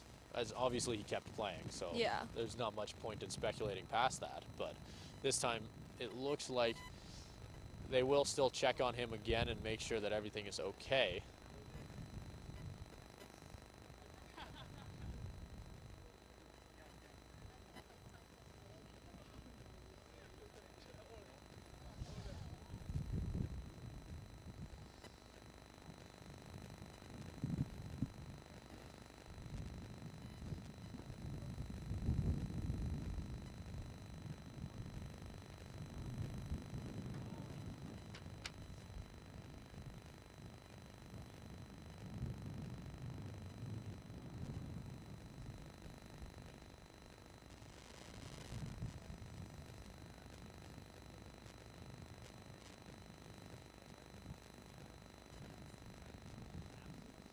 And he will decide to stay in the game, a good sign to say the least. It looks like he's all right. Yeah, definitely a good thing. Well, obviously, the last thing to happen was that goal for the Trojans scored by Gahara Mundi. So it will be the Kodiaks taking the ball at center now.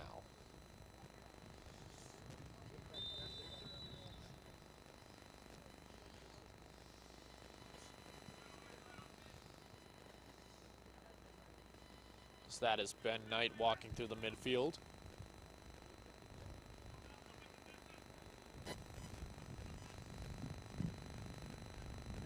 That'll be Atherton heading it out.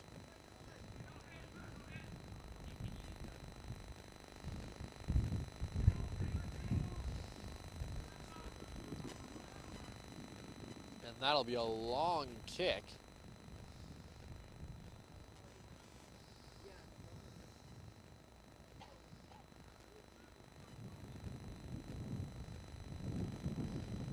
that's David. He'll move up on attack, but not quite able to do much with it.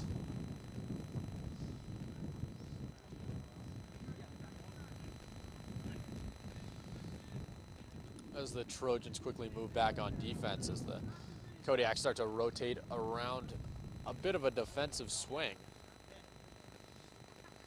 Off the back of Tess David there. Still trying to out-muscle him, not quite able to.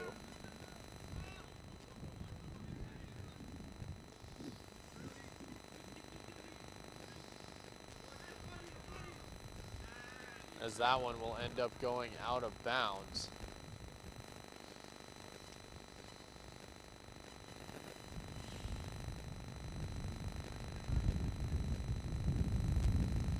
We are quickly approaching the 80th minute in this one. The score is 7-0 for the Trojans, who've looked very good in the final home game of their season.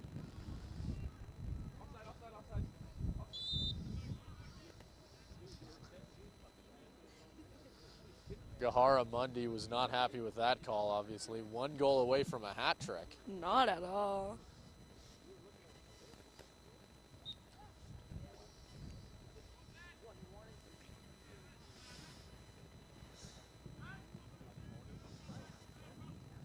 As he'll get pushed off the ball.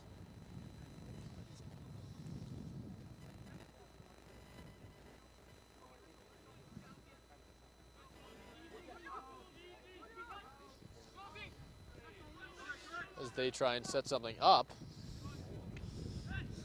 Hunter will grab it. Gets by a couple defenders, but can't get by the third. As they start to load back up, that's Knight. Gets stolen, knocked off the ball by David. David sends it back to Atherton, who decides to set things up once again, getting it to Okawa.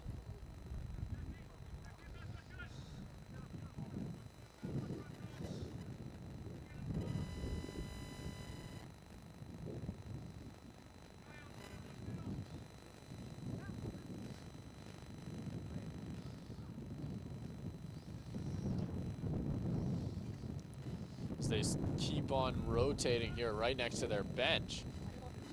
But they end up running into Atherton, who just ends up knocking them right back into their own zone right as we cross over into the 80th minute. So they start to set up on offense now. Could be a chance now for the Kodiaks, but ends up going out the back as Oliver Allen will get the chance to kick this one back into the field of play.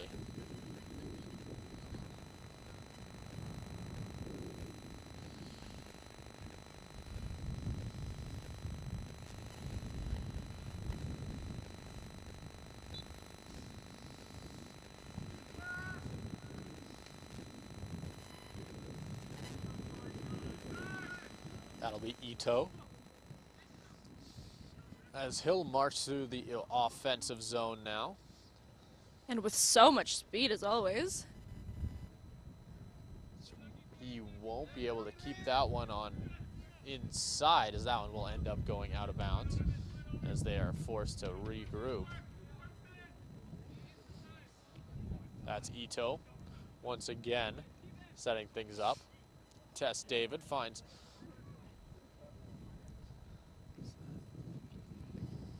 And it looks like we have 9 minutes until the game is over, and so far we're at 7-0 for the SAIT Trojans. Yeah, and the Trojans have definitely come to play in their last game, home game of the season. And they will set up right there on the sideline. That'll be a throw-in for the Kodiaks.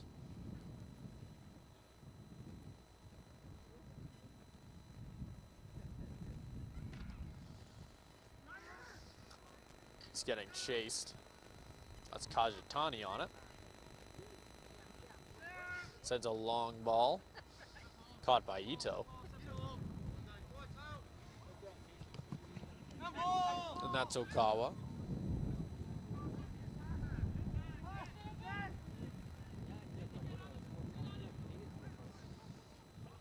Johannes has it, moving in on offense.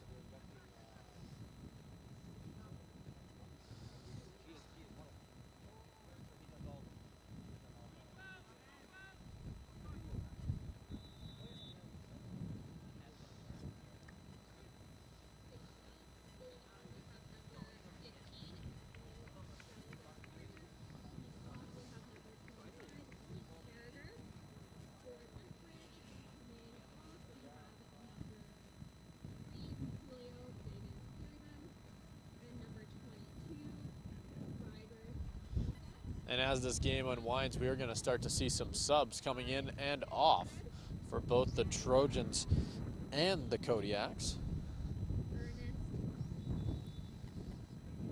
As Johannes gets the chance to throw it in from almost the corner. The Trojans start to set up on offense. He'll give it up to David.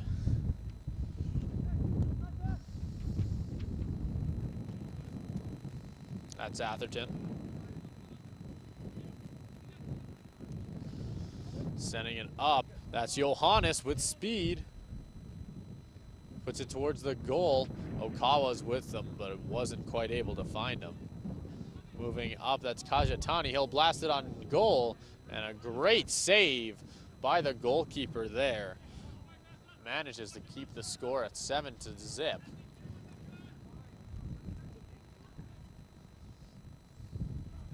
As David marches up looking for a score, not able to get there.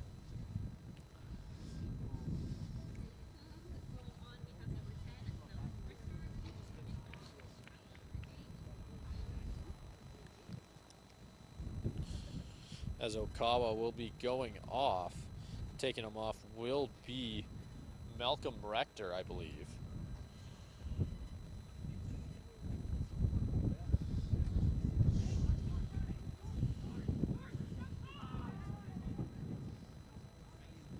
That'll be Atherton. He'll walk it in. And he's going to end up giving a light one right on goal.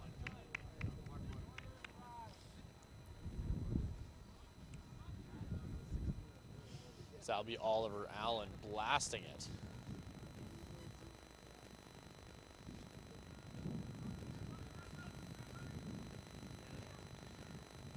It's Kajitani will hand it off to Atherton. Atherton sends it along the way.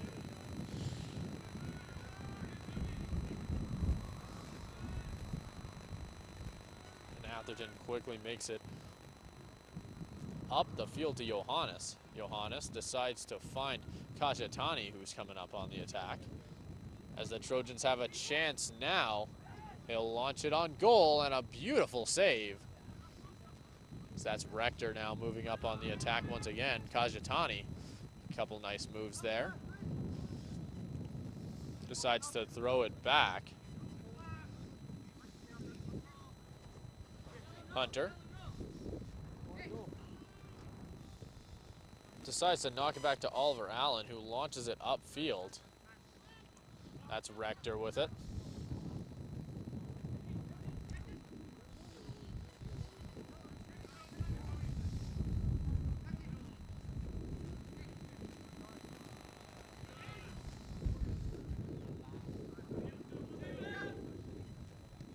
As they start, a couple turnovers results in the Kodiaks having it just inside their own half. Setting up, the Trojans trying to get a turnover. Won't be able to do it, I don't believe.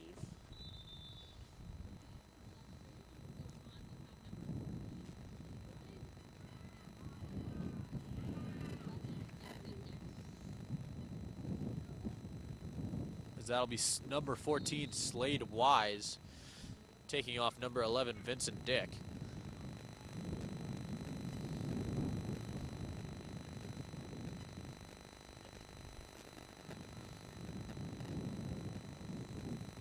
As they throw it in.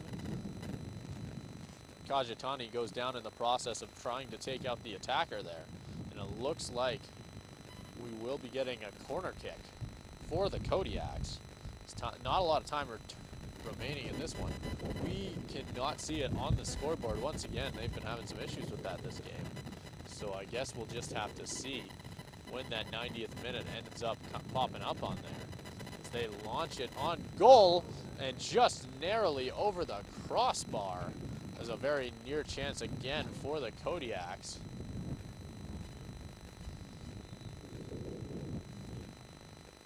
And we'll see what ends up being the call there.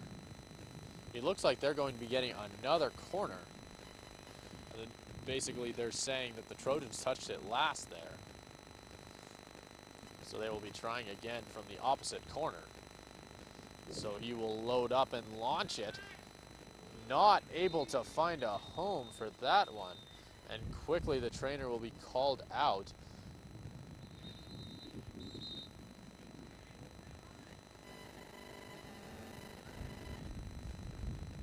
And it is looking like we have 2 minutes of regulation time left in the game. We'll see how much extra time we have.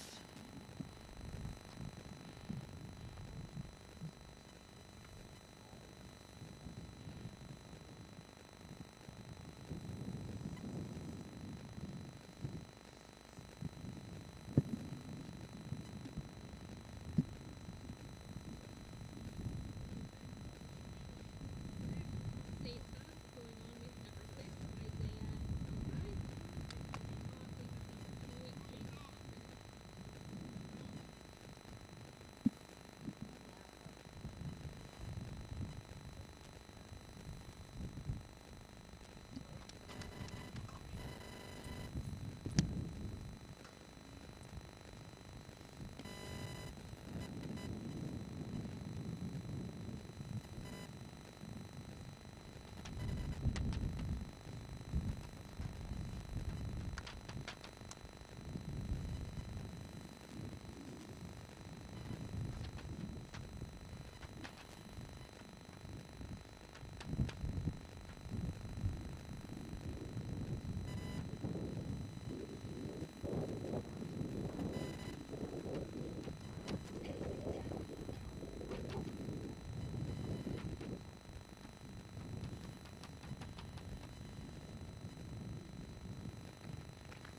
Hudson.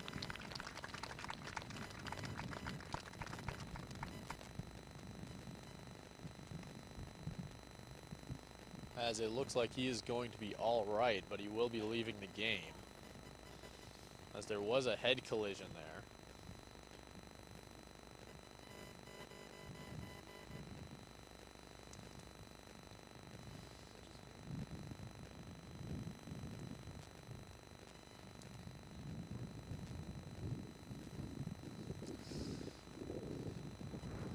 As they will set back up with only a couple minutes obviously left in this one, as extra time will be starting back up quickly as he's leaving the game.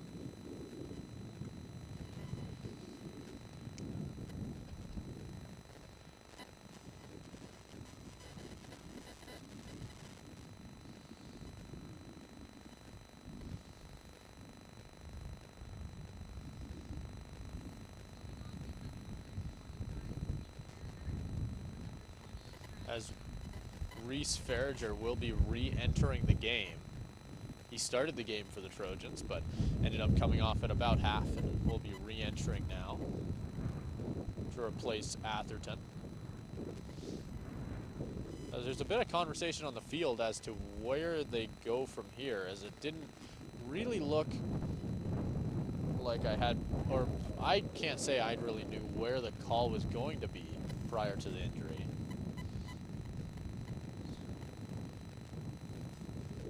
It looks like they will be bringing out the trainer once again. And obviously this game will be coming to an end fairly quickly now, as that we have reached the 90th minute, with all 7 goals being on the Trojan sides. The Kodiaks have looked rather good when they have had the ball in their hands, with quite a few chances, quite a few times hitting the crossbar, as it feels like that's been quite a narrative for the Kodiaks so far in this one. They have had a lot of chances for both the men's and women's teams, not quite able to bury them, as it looks like they'll have to do some field maintenance before the play can get back going.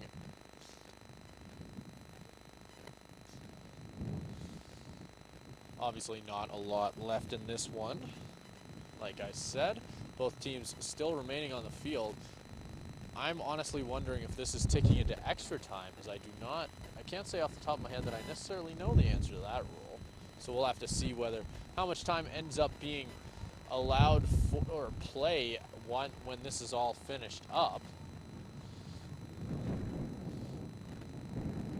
once this game does wrap up, we will be having players of the game and a bit of a fifth-year players ceremony, as this is the last home game of the season for the SAIT Trojans. So make sure to stick around for all that right after this.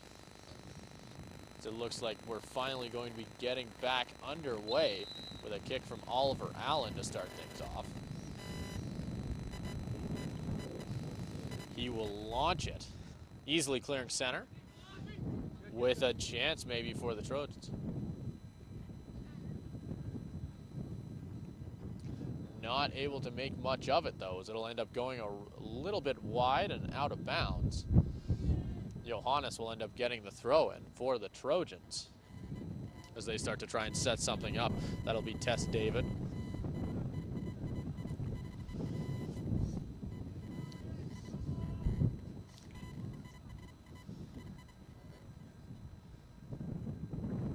Tess David sending it backwards as they start to regroup in their own zone a little bit.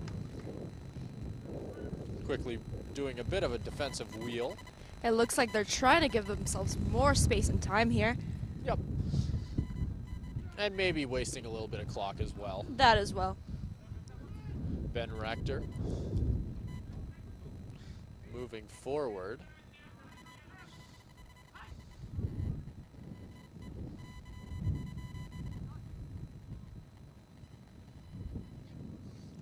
The goalkeeper will take it now. Moving forward with it. As they start to make it through the midfield, trying to find a little bit of an offense. So there will be a foul on that play, as the person with the ball for Lethbridge was number 11, Vincent Dick, the forward. A little bit of conversation on the field as to which direction the penalty will be going. Looks like it will be in favor of Lethbridge, as quickly it'll get launched into the far right corner as they try and find a striker on the outside. He'll launch it on goal, but Oliver Allen got all of that one.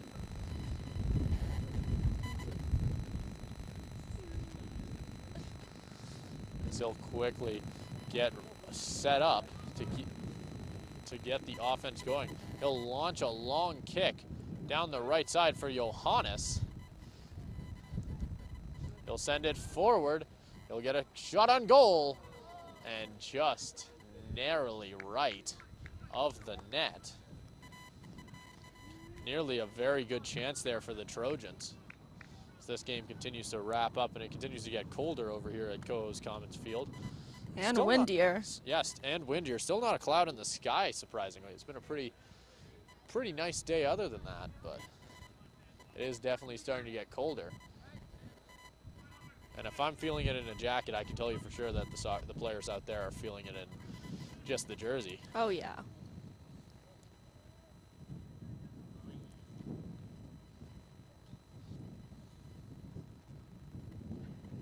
Kajatani will throw it forward.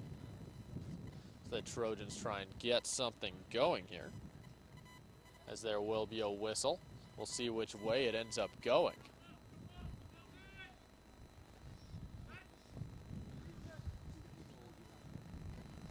He'll launch it. That's Marshall on the outside with it.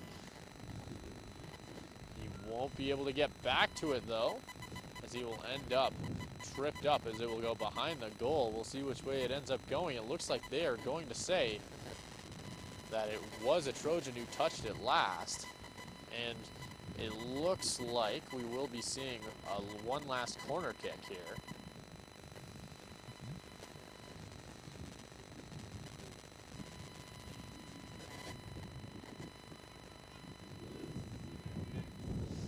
As he'll launch a long kick.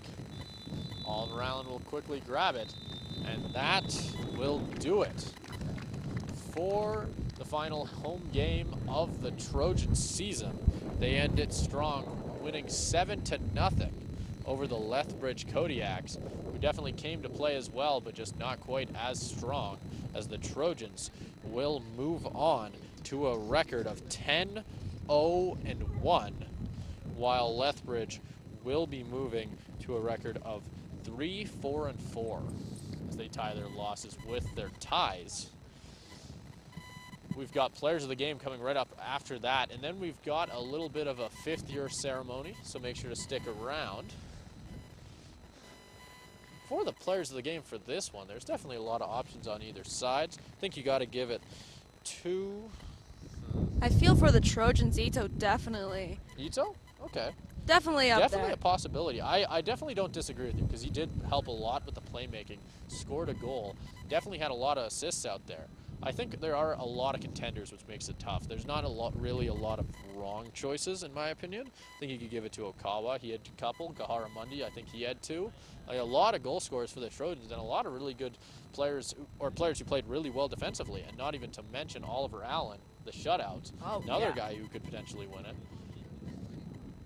We'll see who gets it for Lethbridge. Could give it to...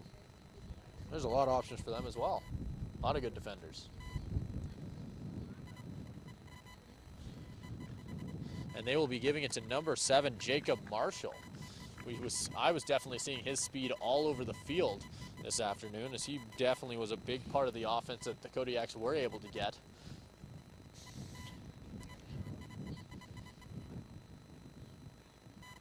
And Bradley Atherton Looks will like we be were both getting wrong. it as they run the banner to the trainer's table, as he will be getting it. A little bit of sportsmanship from Jacob Marshall being willing to run to the trainer's table to take the photo with Atherton.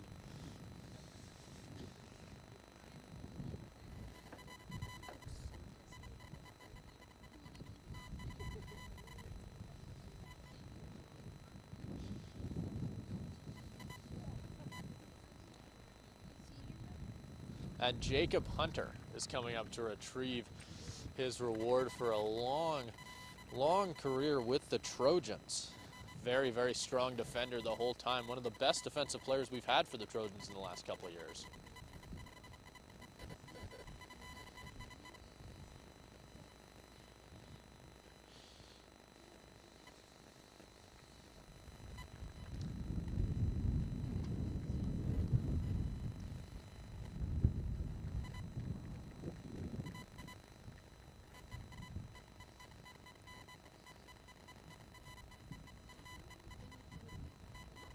Next up there was Malcolm Rector.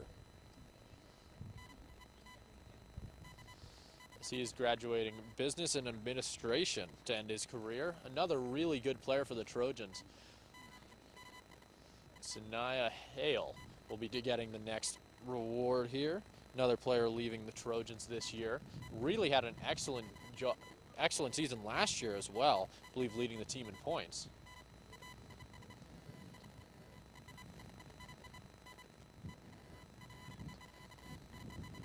And